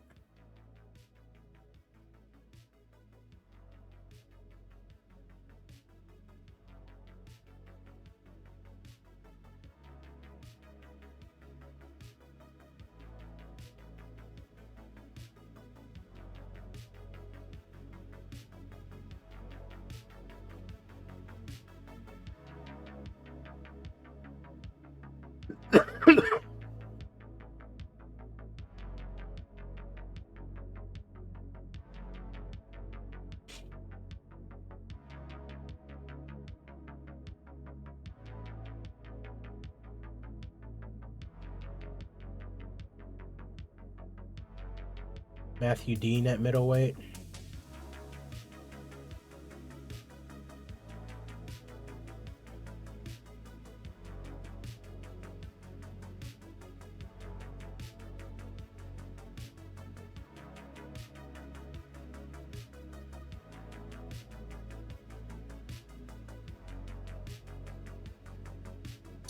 Bobby Brubaker at welterweight.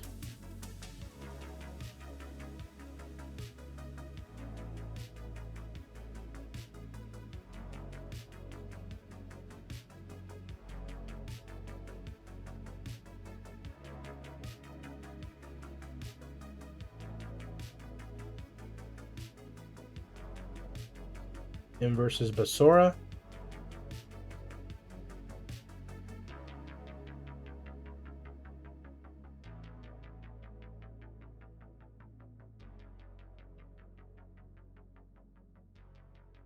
Mac Fuller at middleweight.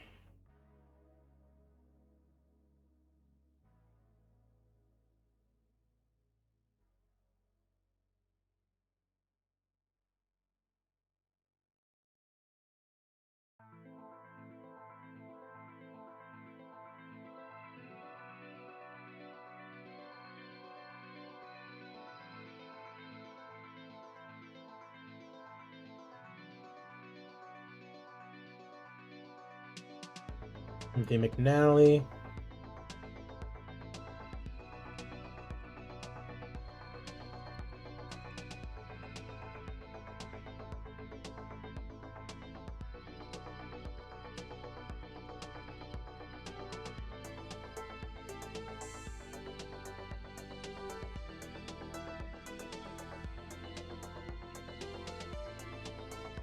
Assistant.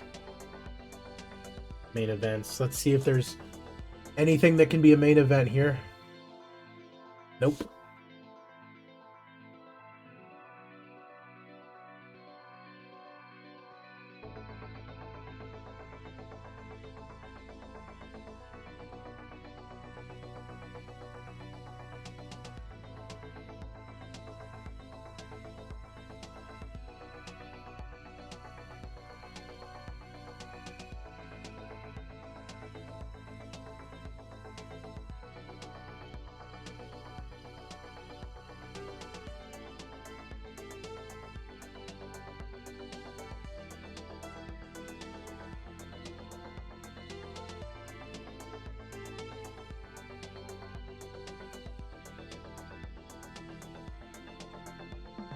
Okay, cool. Lermontov versus Helio.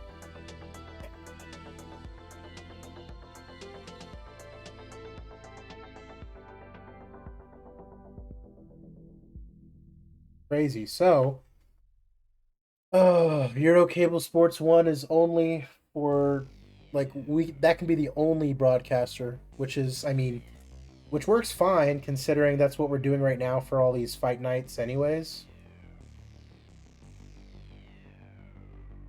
So I mean, I guess that's fine.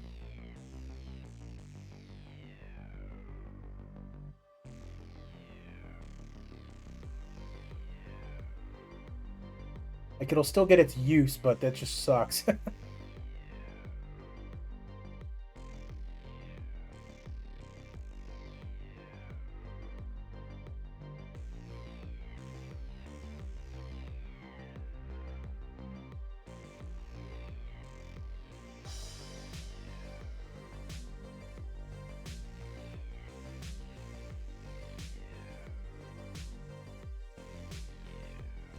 Hmm. I don't know why I didn't see that previously. Exclusive content, yes. Oh man. Well, once we get to mid-level regional, let's see Europe.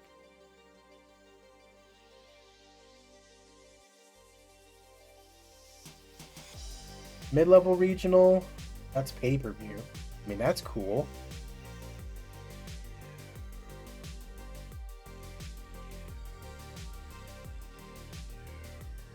Okay, once we get to mid-level regional, we're gonna have to go on Euronet, which is for just pay-per-view. Low-level national, high-level regional headline. That'll be a big deal, getting on European Sports Network.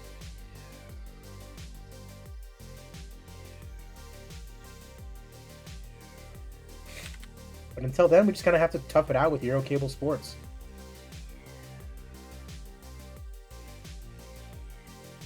Interesting.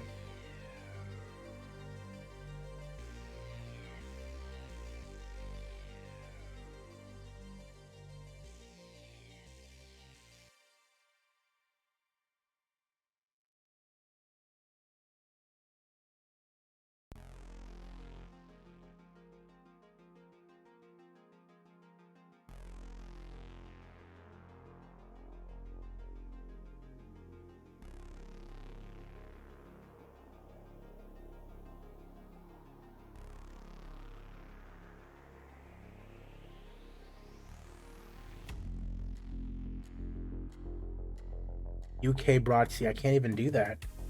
UK broadcasting secondary low-level national United Kingdom choice. That's pay-per-view. Mid-level regional.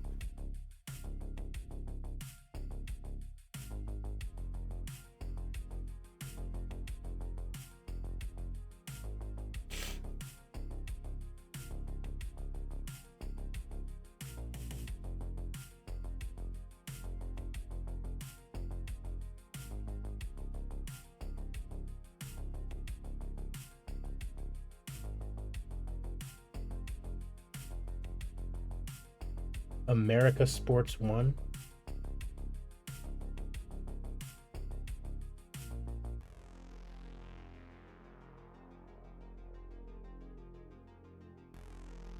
Mid-level regional in Europe. Advertising, tiny. That's not terrible. No exclusive content either. I just have to get to mid-level in Europe.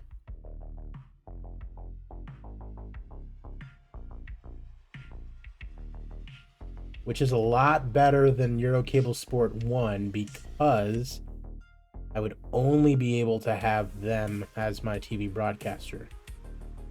Which I don't want. I don't want Euro Your Demand either.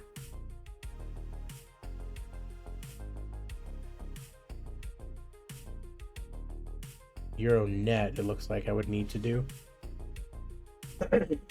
European Sports Network looks like the total goal.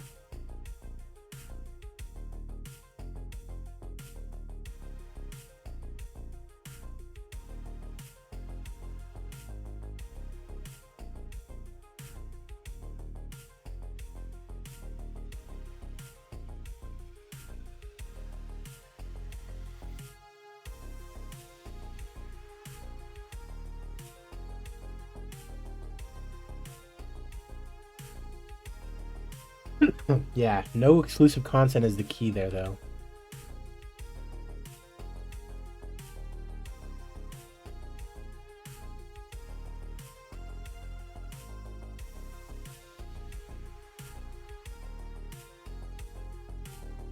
Ugh, that sucks.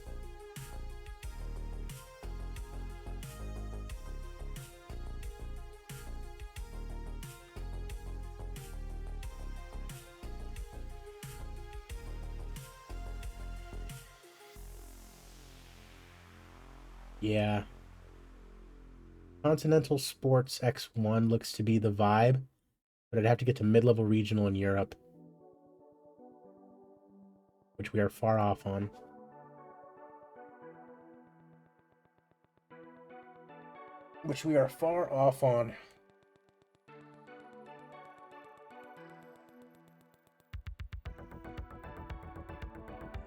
But for now, it's fine. Like, with just what I'm doing, I can just put it on Eurocable Sports 1 and run these shitty cards while I get my popularity up in, you know, these regions.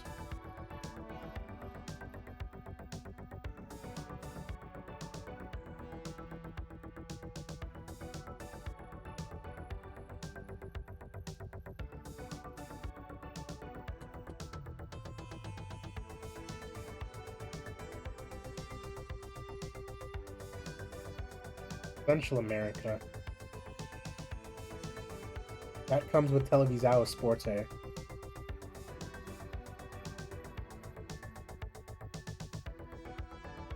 No exclusive content. That's huge. Just need mid-level regional in South America. That would be huge.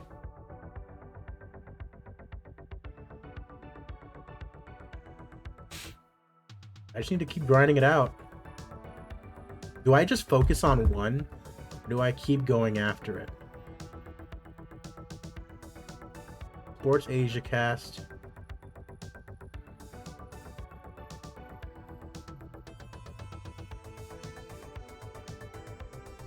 Excuse me. So Net ATV and Sports Asia Cast.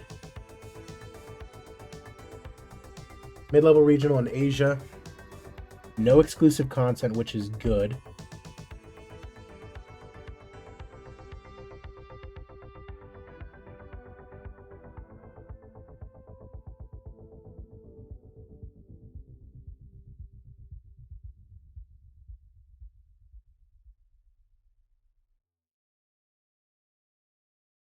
Unlimited and no exclusive content. Go to Japan and just put in tiny. Mid-level regional in Japan. Mid-level regional in Japan for a pay-per-view model.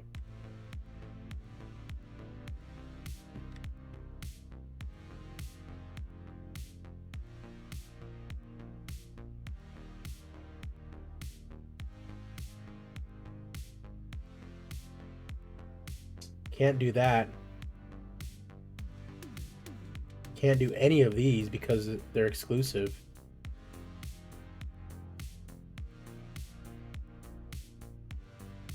Can't do this. It's all exclusive.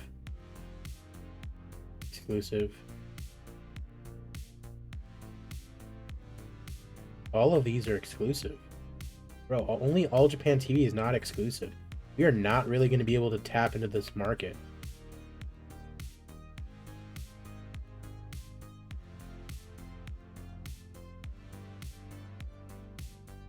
I mean, a little bit of pay-per-view and All Japan TV once we get there. But Japan's... It seems like they developed this so that way you and Alpha 1 are constantly at odds, and one, you can't really get into the Japanese market. Like, you can a little bit with All Japan and Sports Asia Cast, but for the most part, like, all these are exclusive content deals. So, like, you really can't sign with them because you would only be able to show your shit on there. Unless you just ran, like, Japanese-only fight cards and stuff, which is possible, but why would you, you know?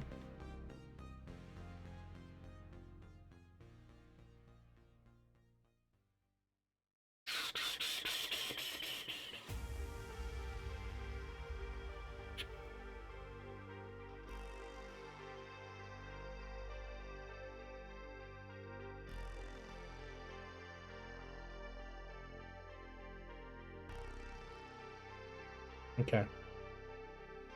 Cool. Cool. So, that sucks, but at least we've gotten that figured out now.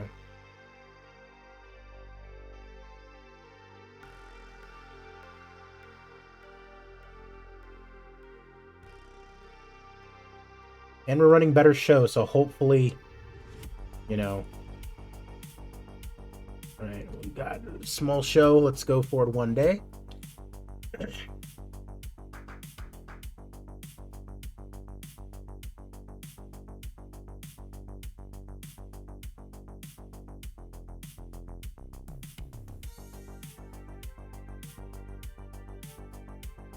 Congrats to the women. Allie Pike, 3-0. Go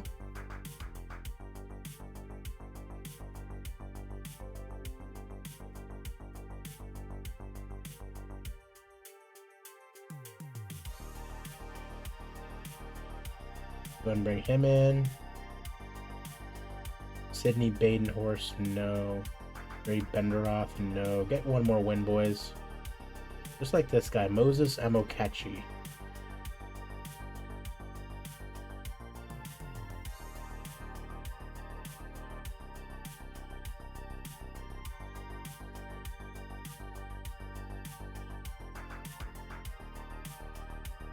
Okay, cool. Sven Hagen.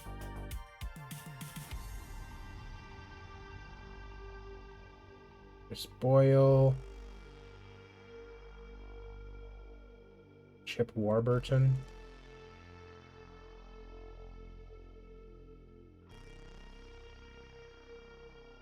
No to Tommy Cowan. Blaze Weeks, no thank you. All right.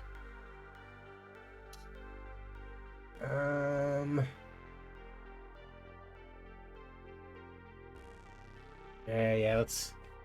Might as well take a quick look at it.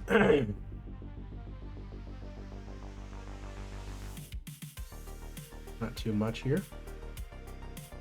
Lightweight.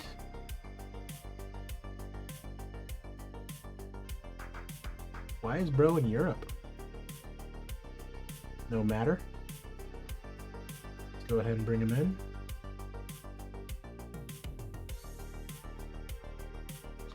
Olu YOLO. YOLO. Lopatin, no. Okay, we're good there. An Asian small show.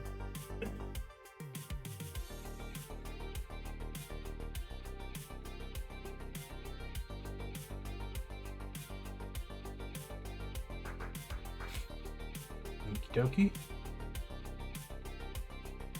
those results. Bei Kang. Ryan Gang. Alan Guan. Okay. Nothing really can do there. So let's get to Saturday now. Check out that XCC show.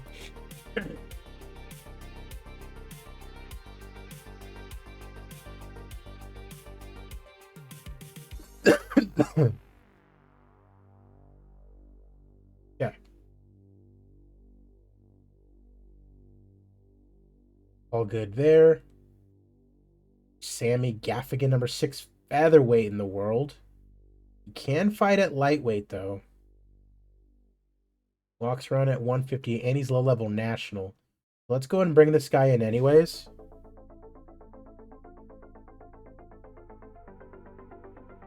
He can fight at lightweight. Alejandro Laguerra at featherweight. Can he fight at lightweight? He cannot. Okay.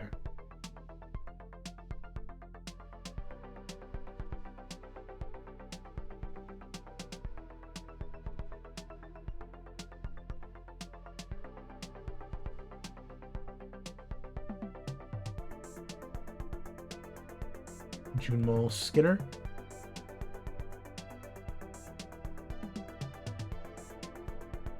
Kyle Sagal. Nah. We're good on him. Chambers versus Allen tonight. Live from China. Let's see how it goes. We're on Euro cable, boys. Pit Mercurial taking on Sean Diso. Sean Dyko gets the win 8-0. Tuck Durdell, Tuck Everlasting Durdell, taking on Detroit's Nick Streets. Tuck Everlasting gets the win now 8-0. Evan Gardner taking on Kick-Ass Matherson Jr. Evan Gardner with the unanimous decision victory.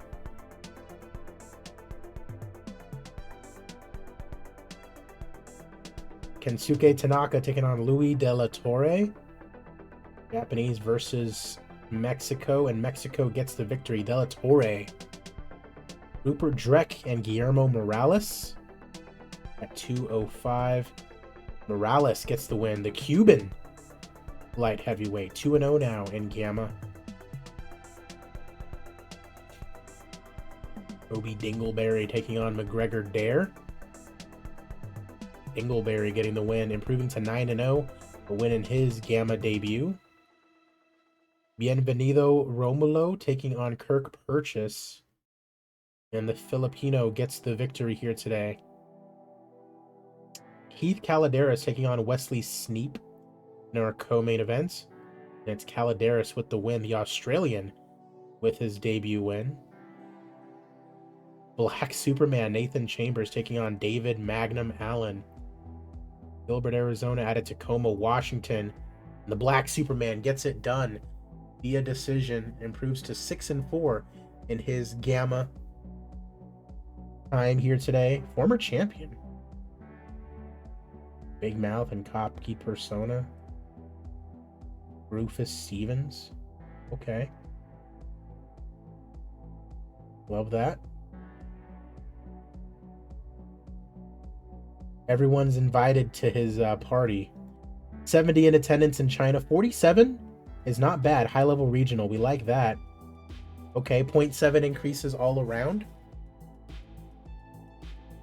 0.7 here, 0.7 in Europe, Britain, and in Russia.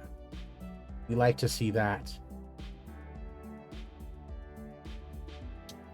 No bonus. Loss of 40k, but it's whatever. So, if we gain 0.7 per show, we are currently at 3.3. So if we gain 0.7 per show, and we need to get to 33, we need to get 30. So 30 divided by 0.7. Give me 1 second.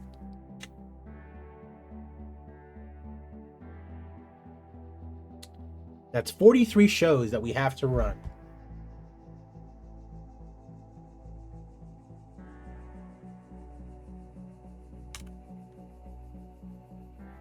So 43 more shows in Asia, China.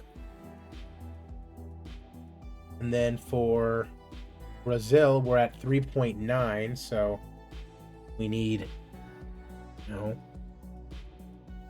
29 basically.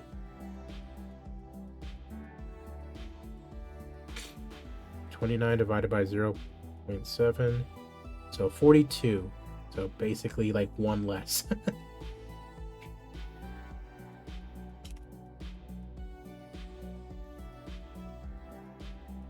Oh, jeez. And this is all just to get that one TV deal. Keep in mind, you guys.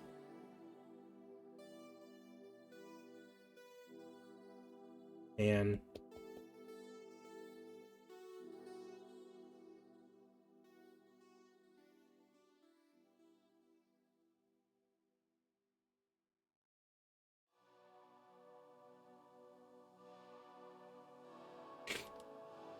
okay, David Allen needs an extension. High-level regional in America.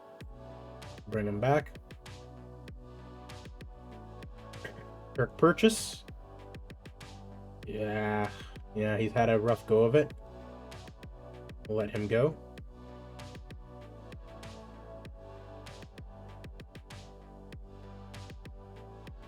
Only offer he's considering. Beautiful.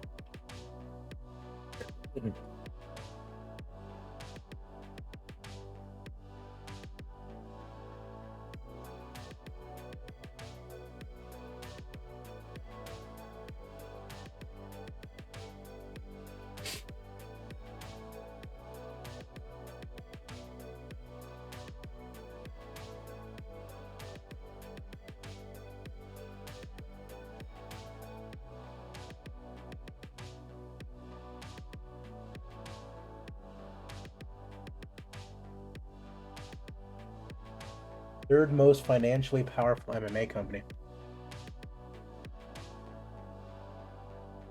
388 fighters.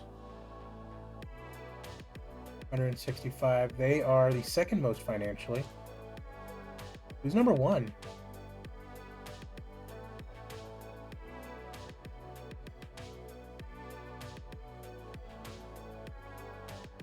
It's Sigma.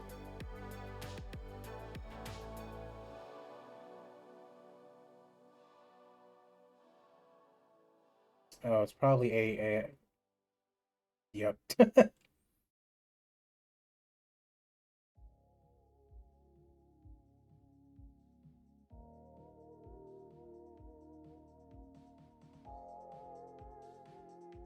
gonna have to put on a show at some point,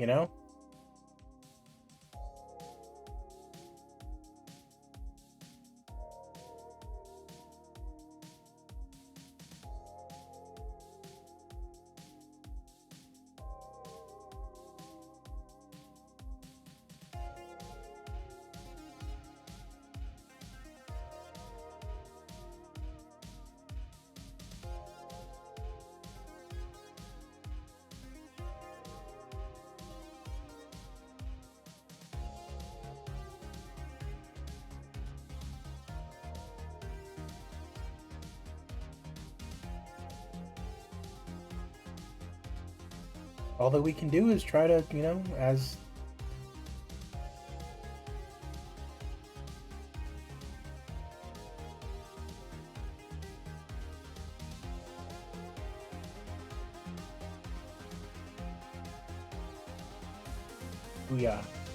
we love stealing.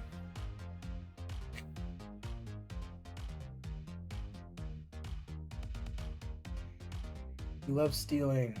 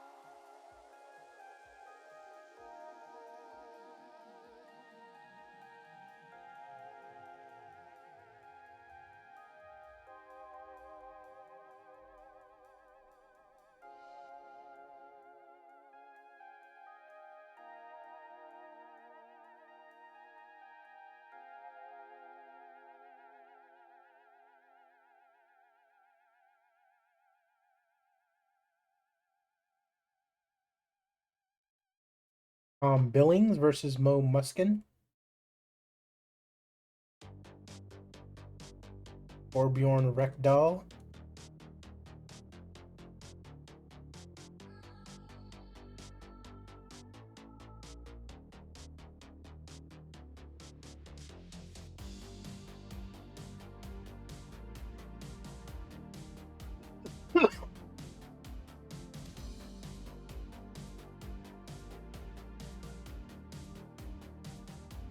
There we go. Davis Spyru.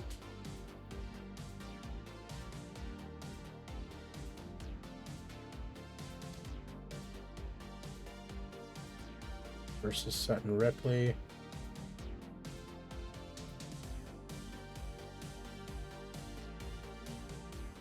And a Toad Spew.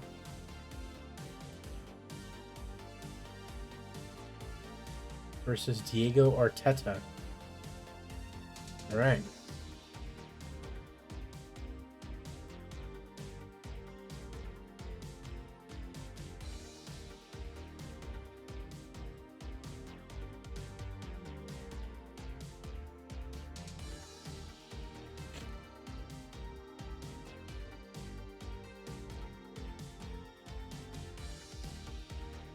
The Japanese large local show coming up.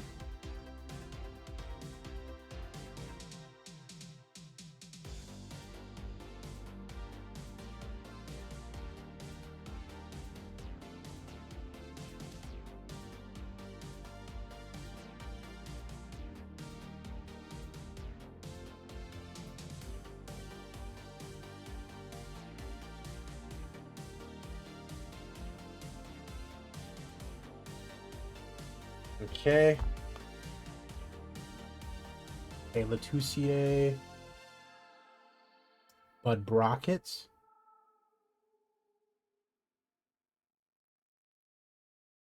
Moss Gilbert. Edie Mack.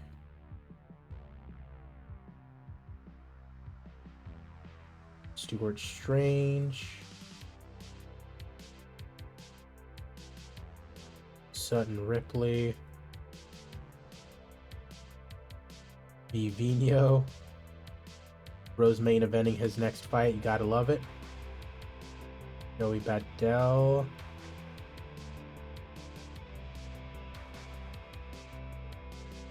Lars Gunnar Ekberg. Herb Dennis.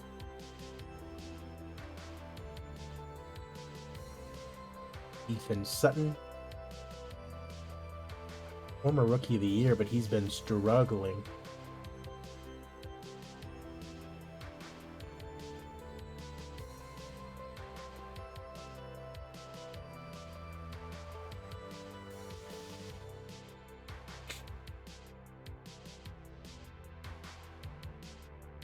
Yeah, well, he's a featherweight, so.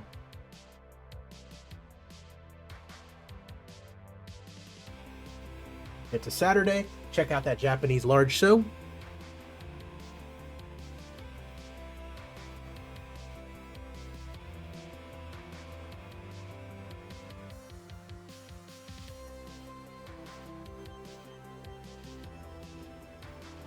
Alrighty. Beautiful. Check out those results. Got a welterweight here, 20 and 13. Nah. Lightweight, 11 and 8. No, thank you. Super heavyweights. No.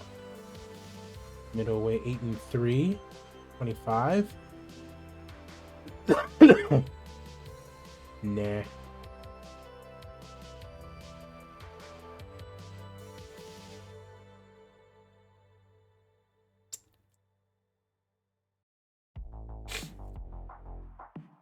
Nope. Okay. Here we go. North America Prime Select. Adam White and Buddy Garner going at it. Kel Ryan, Bob Dozier, Raul Hughes, Nico Soldo.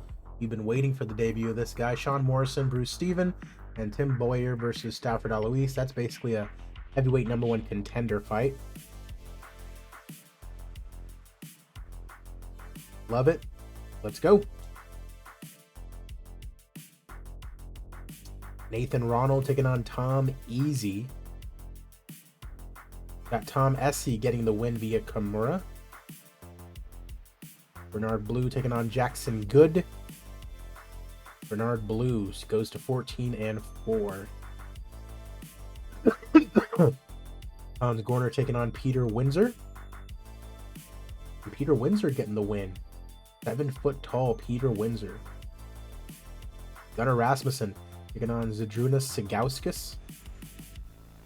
It's Rasmussen out of Denmark, the super heavyweight, getting it done. Oleg Dorisklov taking on Barrett Ford in our final prelim. It's Dorisklov with the submission in round number 1, improving to 2-1.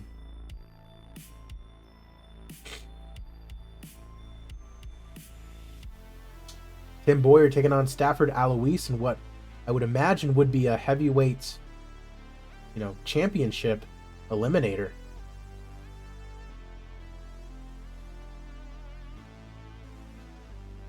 This guy just fought for the title. Tim Boyer, though, knocks out Stafford Alois in round number 1. That's rough. He's saying he wants to fight Rav Kapoor. He got a shot at the other guy, but not against Rav Kapoor. Sean Morrison taking on Bruce Steven. 9-3 in Gamma, coming off a win over Brud Brockett. Before that, lost to Helio. And then Sean Morrison, high-level national, coming off a win over Luke Hilton. Before that, lost to Lermontov. Sean Morrison getting it done. 36 seconds in the first round is all that it took. Raul Hughes taking on Nico Soldo. This is basically a light heavyweight title eliminator. Raul Hughes making a nice debut. And then Nico Soldo on the other side making his Gamma debut, but former Sigma champion for quite a while. Low-level national over in Europe. And he is a huge favorite over Raul Hughes. And Raul Hughes with the TKO against the debuting Nico Soldo. That is incredible. And he fucking retires. I need to bring him back so he can get his title shot. We need to bring him back. Big baby Kel Ryan making his first defense of his super heavyweight championship against Bulldozer Bob Dozier, who is the favorite with his wall and stall strategy. That's not great, but he's the favorite probably for a reason. And big baby Kel Ryan TKOs Bob Dozier in 4.5 minutes. Hopefully he's going to make himself a little bit more of a star with that big victory here today. Charismatic performance. Love to see that. And our main event of the evening, Adam Blitz White taking on Buddy Garner for the middleweight championship. Garner coming off 3 straight wins, last one being over Osmosis Ben. Adam White, of course, the champion, having just beaten Matthew Dean. Love to see that. Buddy Garner is the favorite in this one, and it is Buddy Garner winning the middleweight championship over Adam White via Kimura here today.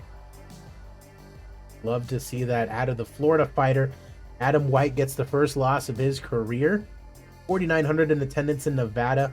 Made about $2.5 million off of pay-per-view, commercial rating of 79, which is perfect for low-level international. Popularity increases all around in the USA, Mexico, and Canada. You'll love to see it. All right, so nothing there. Kel Ryan gets performance bonus. Sean Morrison gets performance bonus. Congrats to you, gentlemen. A nice $3 million in profit. You absolutely love to see it. Love to see it. So nothing but positives there as we get a little bit more popularity under our belt. Mid-level national, where, I mean, if we just keep doing those pay-per-views, we'll eventually just hit high-level national just naturally, you know? We're about to hit high-level regional over in Canada and mid-level regional pretty soon in Mexico, just from the pay-per-views, you know? So Raul Hughes, we need to get you out of retirement. Really? That's a fucking bummer. Okay. So you just beat one of our top contenders and then just fuck off. All right. Adios. Adios. Sean Morrison put in a good performance. Ooh, he's not happy. There you go. Have some more money. Peter Windsor.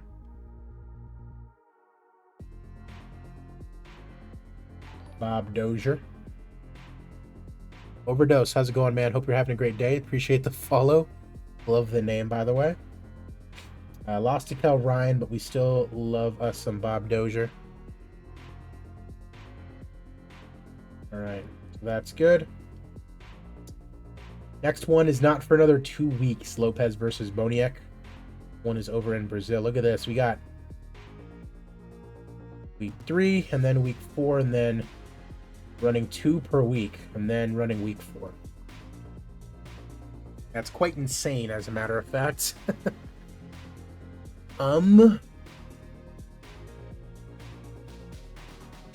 Maybe just week 1, just get it going again.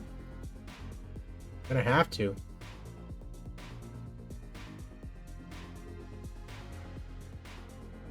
Get that Brazil-China combo wombo.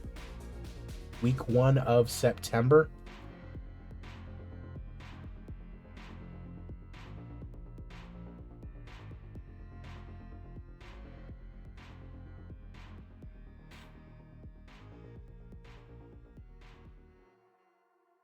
Going back to China.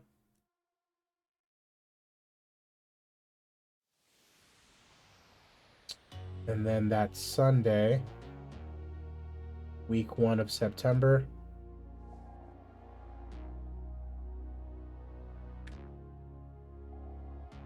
We are going back to Brazil.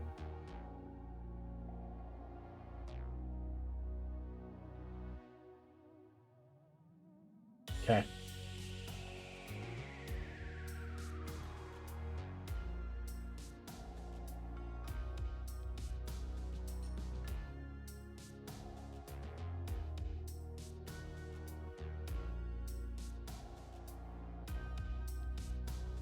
All right, hometown fighters. Let's see if there are any.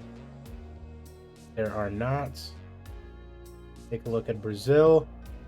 Yes, there are.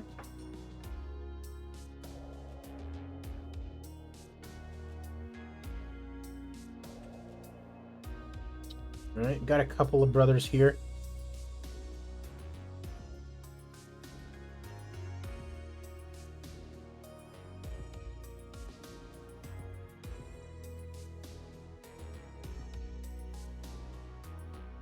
Says it would be a decent main event. Interesting.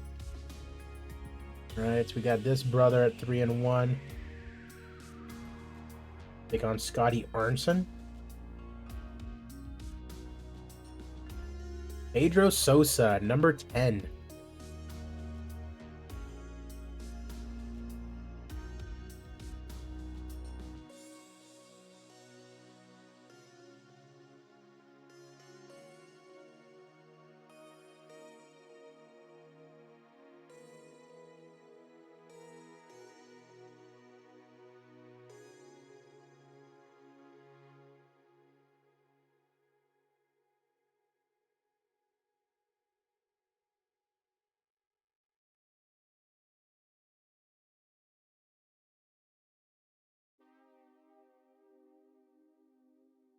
There's Lawrence Herringbone. There we go. That'll be our main event there. Andre Passos.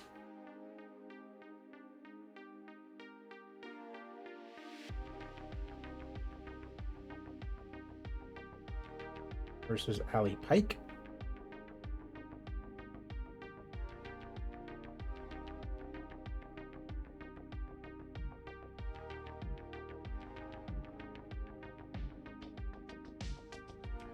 Charles Styles.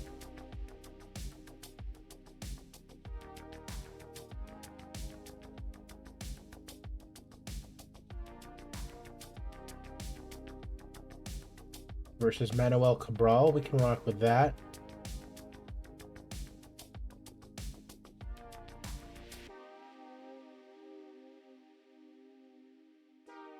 Okay.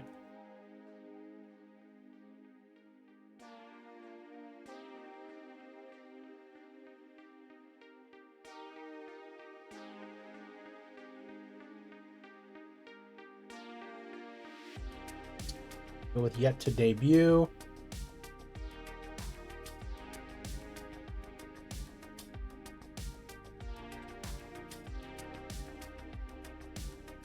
Sven Hagen.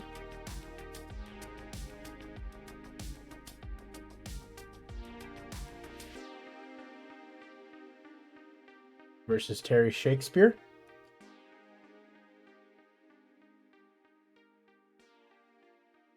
Franz Ludwig.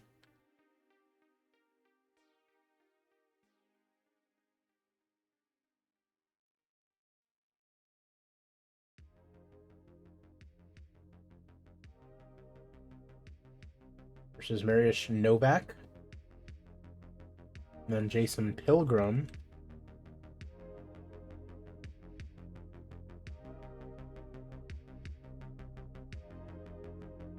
Versus Nate Dawes.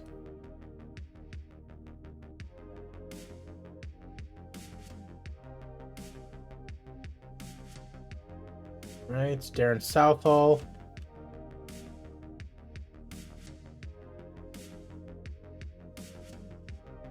Versus HM Men's. Nah, no. Versus Chad Zoff.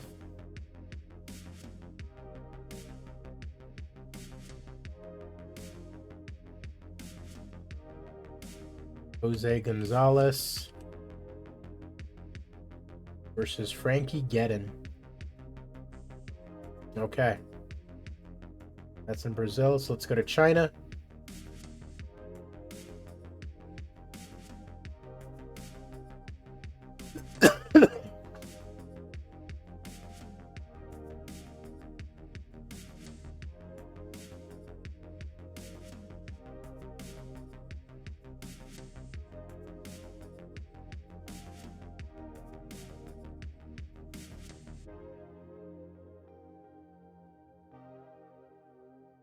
Pickering versus Poulter.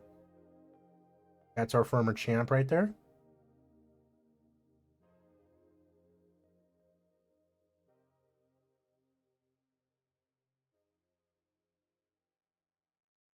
Alexander Ivanov versus Norman Pike.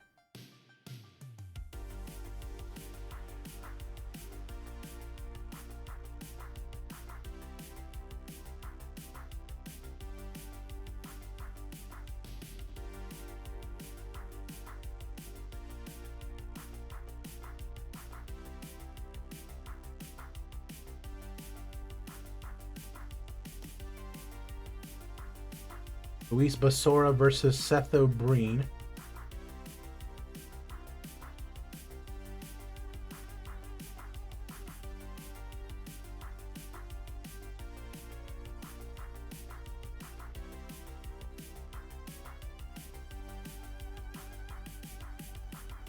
All right, that literally does not matter, it would seem.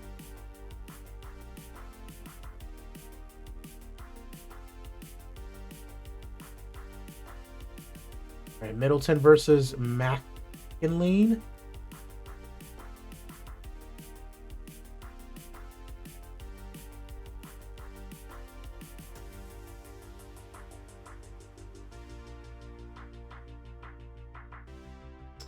That doesn't seem fair. That's our former champ right there, but such is life.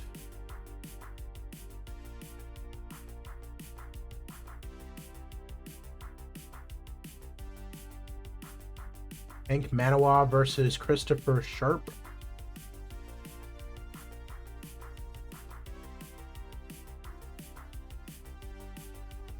Not Spencer Rubenstein.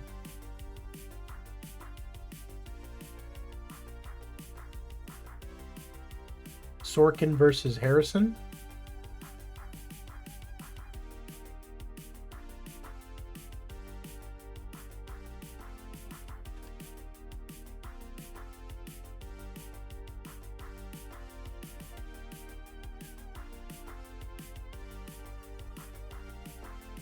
Ashley Ballard versus Wes Hirsch.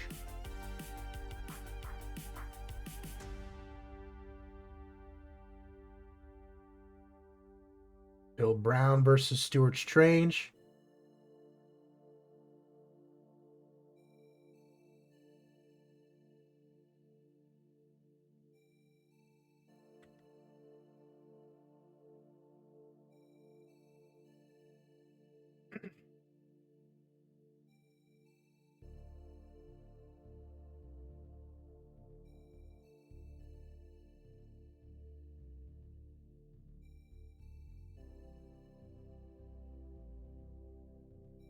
Harv Dennis.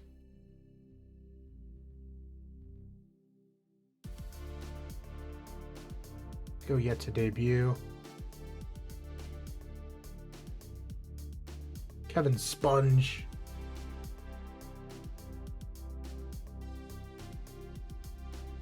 Versus Robbie Lynn. And Vince Dahl.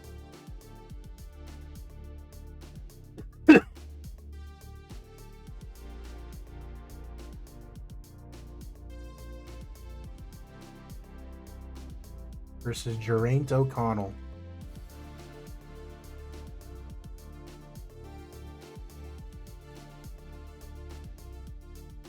Beautiful. Beautiful, beautiful, beautiful. So week 3, I think we're going to just simulate up to week 3 and then probably call it a day.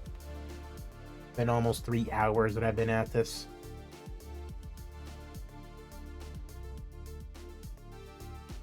So BCF, they do have a fight. Remember, they are exclusive, so I should be able to sign some people after today, it would seem. A couple guys on the short list as well that are fighting.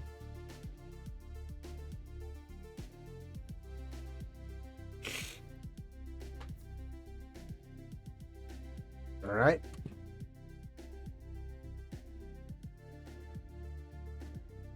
Vikram. Why was I going after Vikram? He lost the title, and he got it back.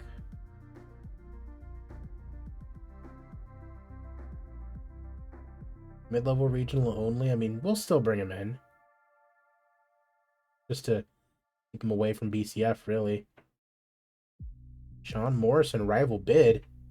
Only offer he's considering. You're goddamn right.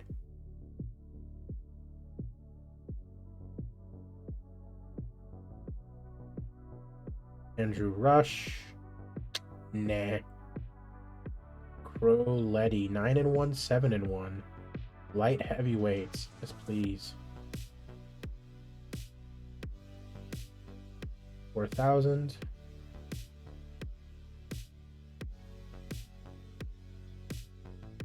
Rock. 27. Middleweight.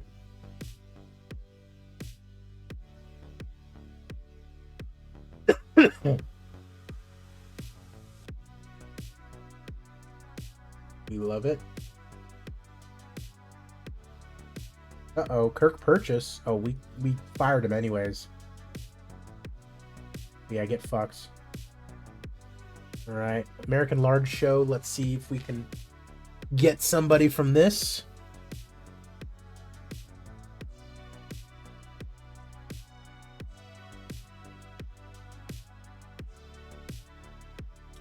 New deals. Sith the Lion, considering both offers.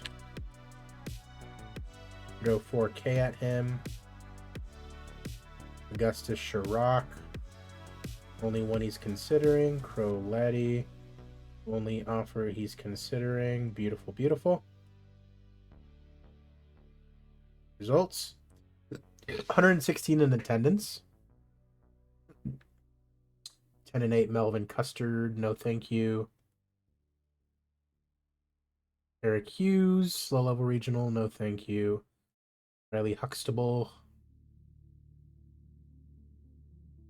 Sure.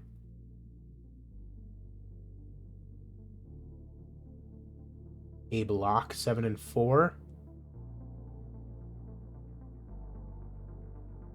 No, thank you. Darius Best?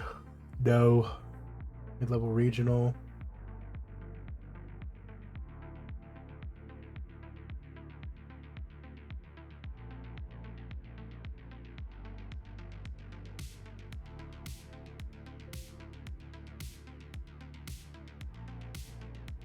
Good for you for getting that win back. European Large Show.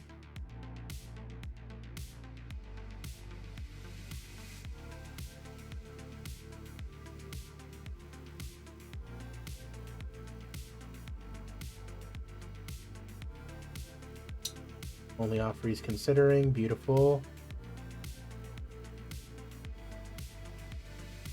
Carlos dos Santos. Mid-level regional South America. A little bit in Europe. 16-6. Does not look terrible. We'll bring him in.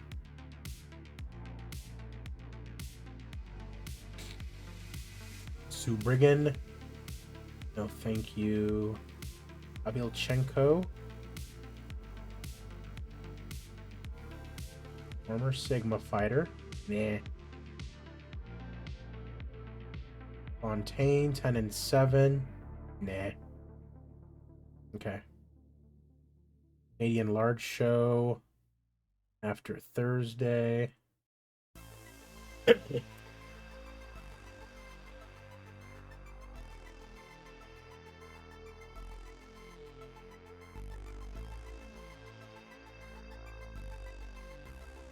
All right.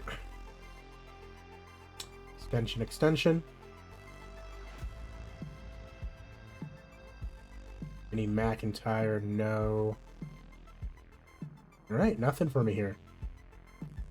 Asian small show. Well, that's not till next week, though.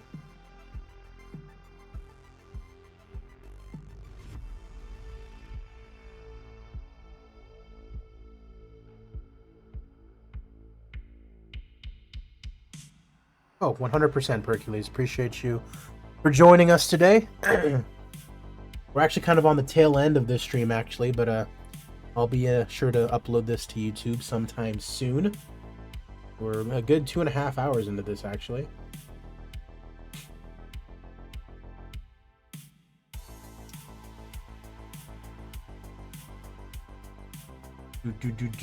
So, let's check on those rankings. When is Cal Ryan back? 22 days, our super heavyweight.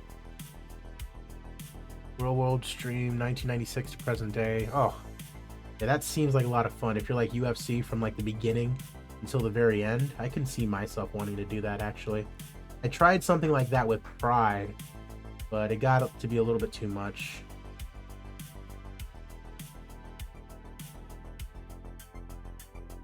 Oh, yeah, for sure.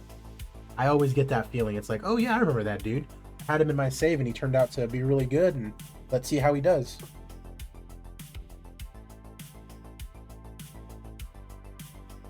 %1,000% I get what you're saying. The tank.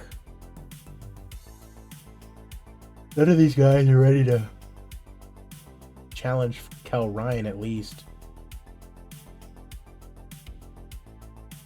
Frank Sheedy. This guy immediately came in and he's number 3. That's kind of fucked up. Well, the division's kind of not the greatest, so. Tim Boyer.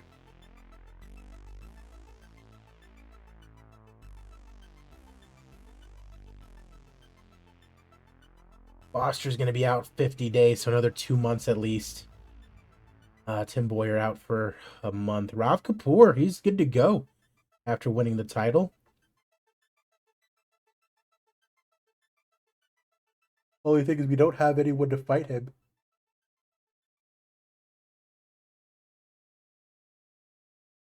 At this moment in time.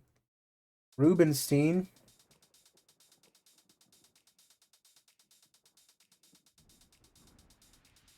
Latusier versus Ballard, and I mean,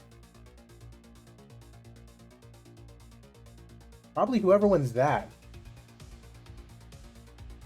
6:40 in the morning. I am actually in Arizona, of the United States. So it's like 8:40 p.m.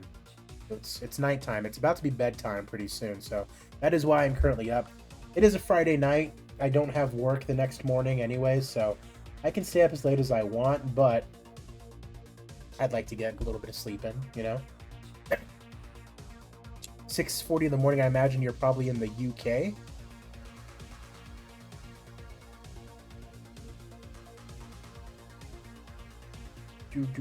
But yeah, Latusier, because he just lost, and he's also not back for a long time. When is Latusier back? 15 days, that's fine. So him and Ballard, the winner of that's probably going to be fighting Rubenstein next.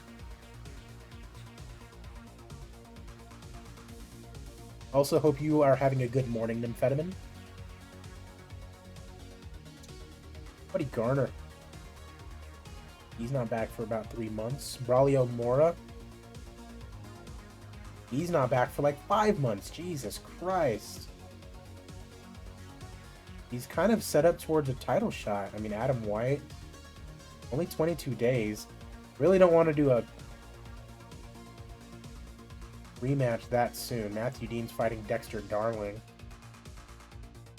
This is a little bit of a pick-me-up, I suppose. Iswar just lost. Napier beat Ashley Ballard.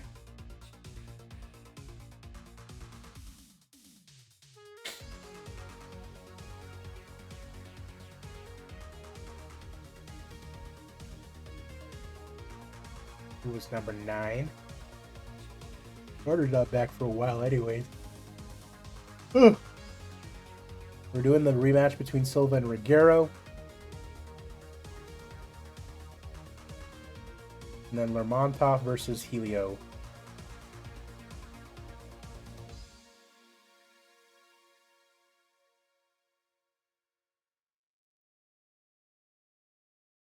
There will come a time where we're just going to straight up run out of fighters to book.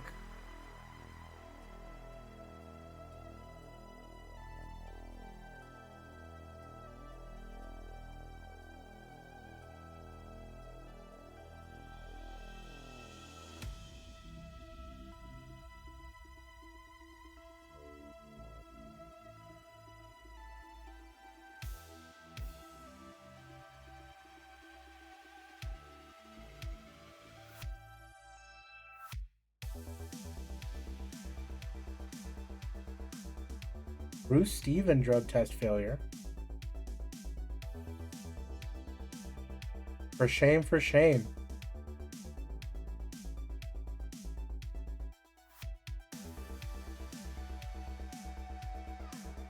Alright, so Bruce, I'm going to put you at unassigned because you have been suspended for a year. So you can screw off for a full year until you get your act together, I suppose.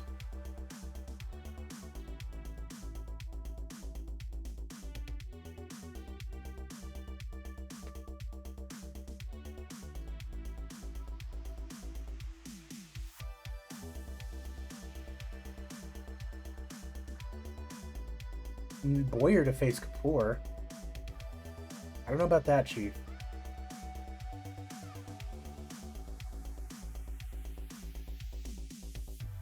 He's never fought him before. But Boyer, I mean,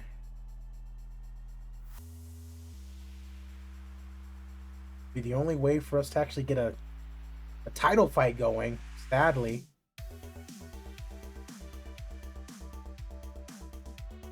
I mean, we could do that.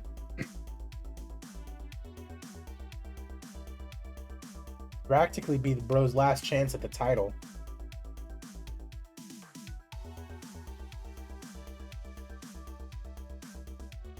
Right. Asian small show. I like his hair.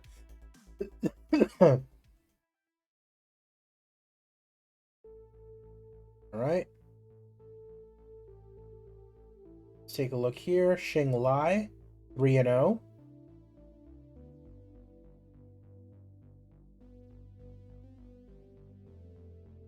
That hair was epic. Lightweights, Roberto Perella Aoun.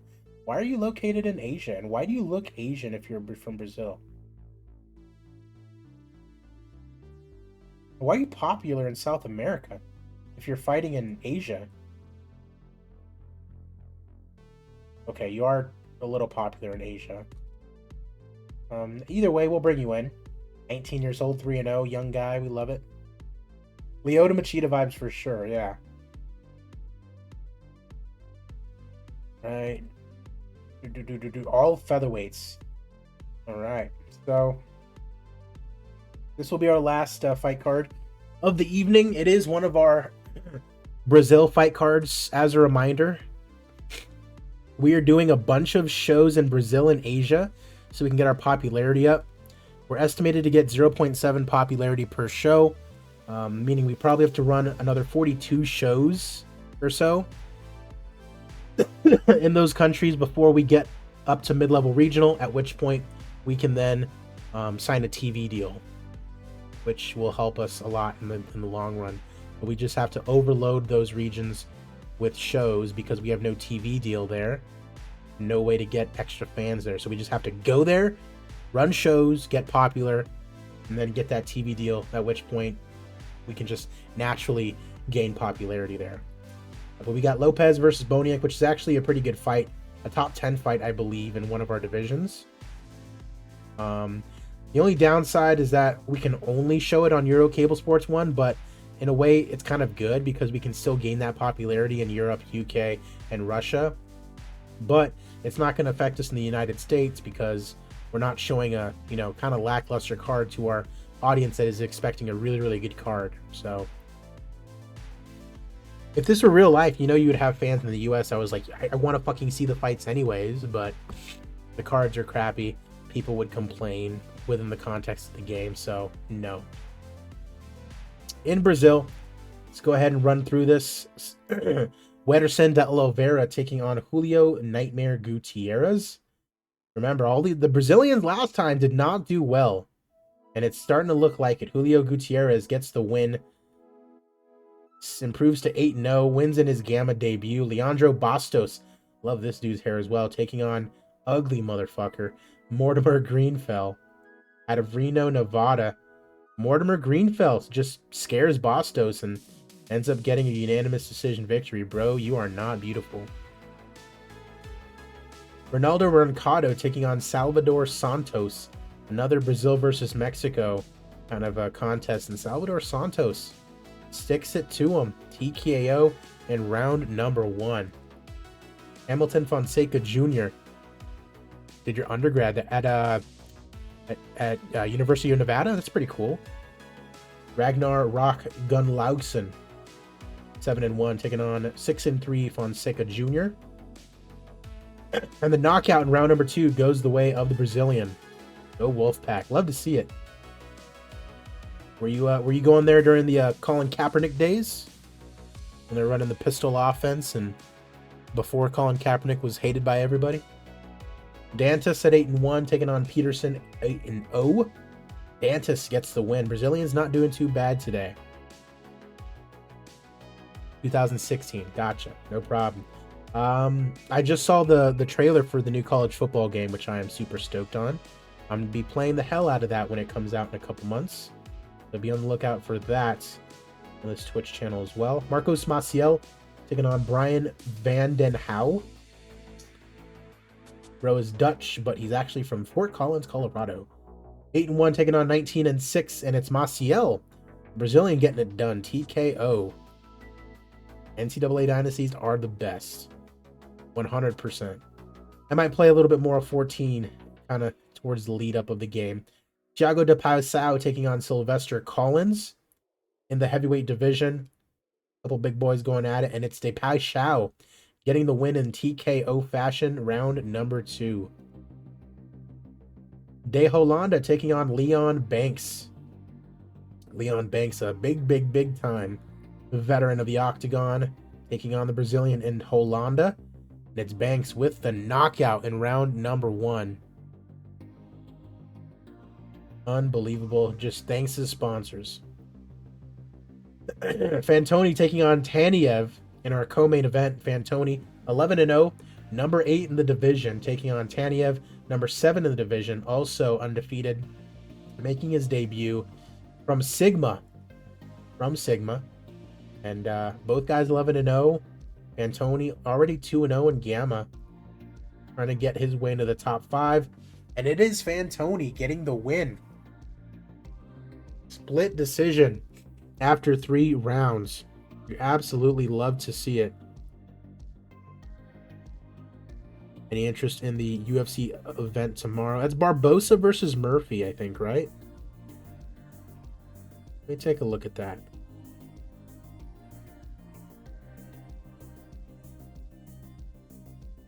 Barbosa versus Leron Murphy sounds good. The rest of this card is Not great.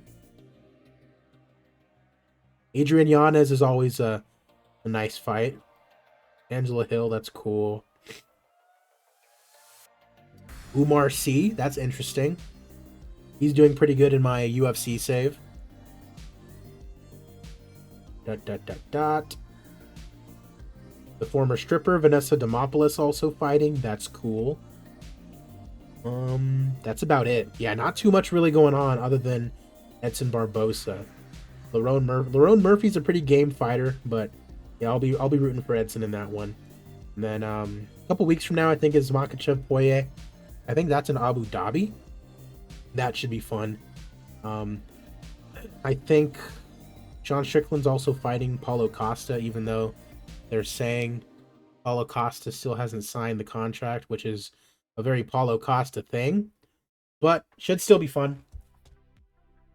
Fantoni gets the win here in the co-main events. Moving us on to our main events, Gladstone Lopez and Gregors Boniek. Boniek making his debut from Sigma, former big-time heavyweight over there. Gladstone Lopez, number 4 heavyweight in the division, giving a win over Fatuma Roy his last time out. He has a win over Rav Kapoor, interestingly enough. This guy, he has a win over Rav Kapoor. He gets a win here in the main event. He can say, I have a win over the champion. Would make sense for him to probably get the title shot. Main event of the evening, and Boniek wins. The unanimous decision for him in his Gamma debut. Love to see it. Former Sigma champion. Celebrates winning his debut fight. Probably gets booed out of his mind in Brazil. Costa does not deserve a recent champ. I mean, he's an exciting fighter, and what are you really going to do with Sean Strickland? You know, you're not going to put him up against Izzy again. So, it's kind of tough. Tough decision there. 43, that's good for mid-level regional. We should gain some popularity. 0.7, so that's good. That's on par with what we were expecting. 0.7, 0.5, 0.5 everywhere else. Love to see that. And that is going to do it for tonight. My throat and my fucking nose is 100% stuffed up. Appreciate all you guys who joined in today. Papa Percules, Nymphetamine, Gus Oliver, Artusis, anybody who joined in today and was just kind of lurking around. Appreciate you guys. This will be up on YouTube. If you are watching on YouTube, appreciate you guys. Like this video. Let me know what you're thinking. Follow me on Twitch as well. That's where I will be streaming this. So appreciate you guys as always. I'm AZPlow21, and I will see you guys at the fights. Take care.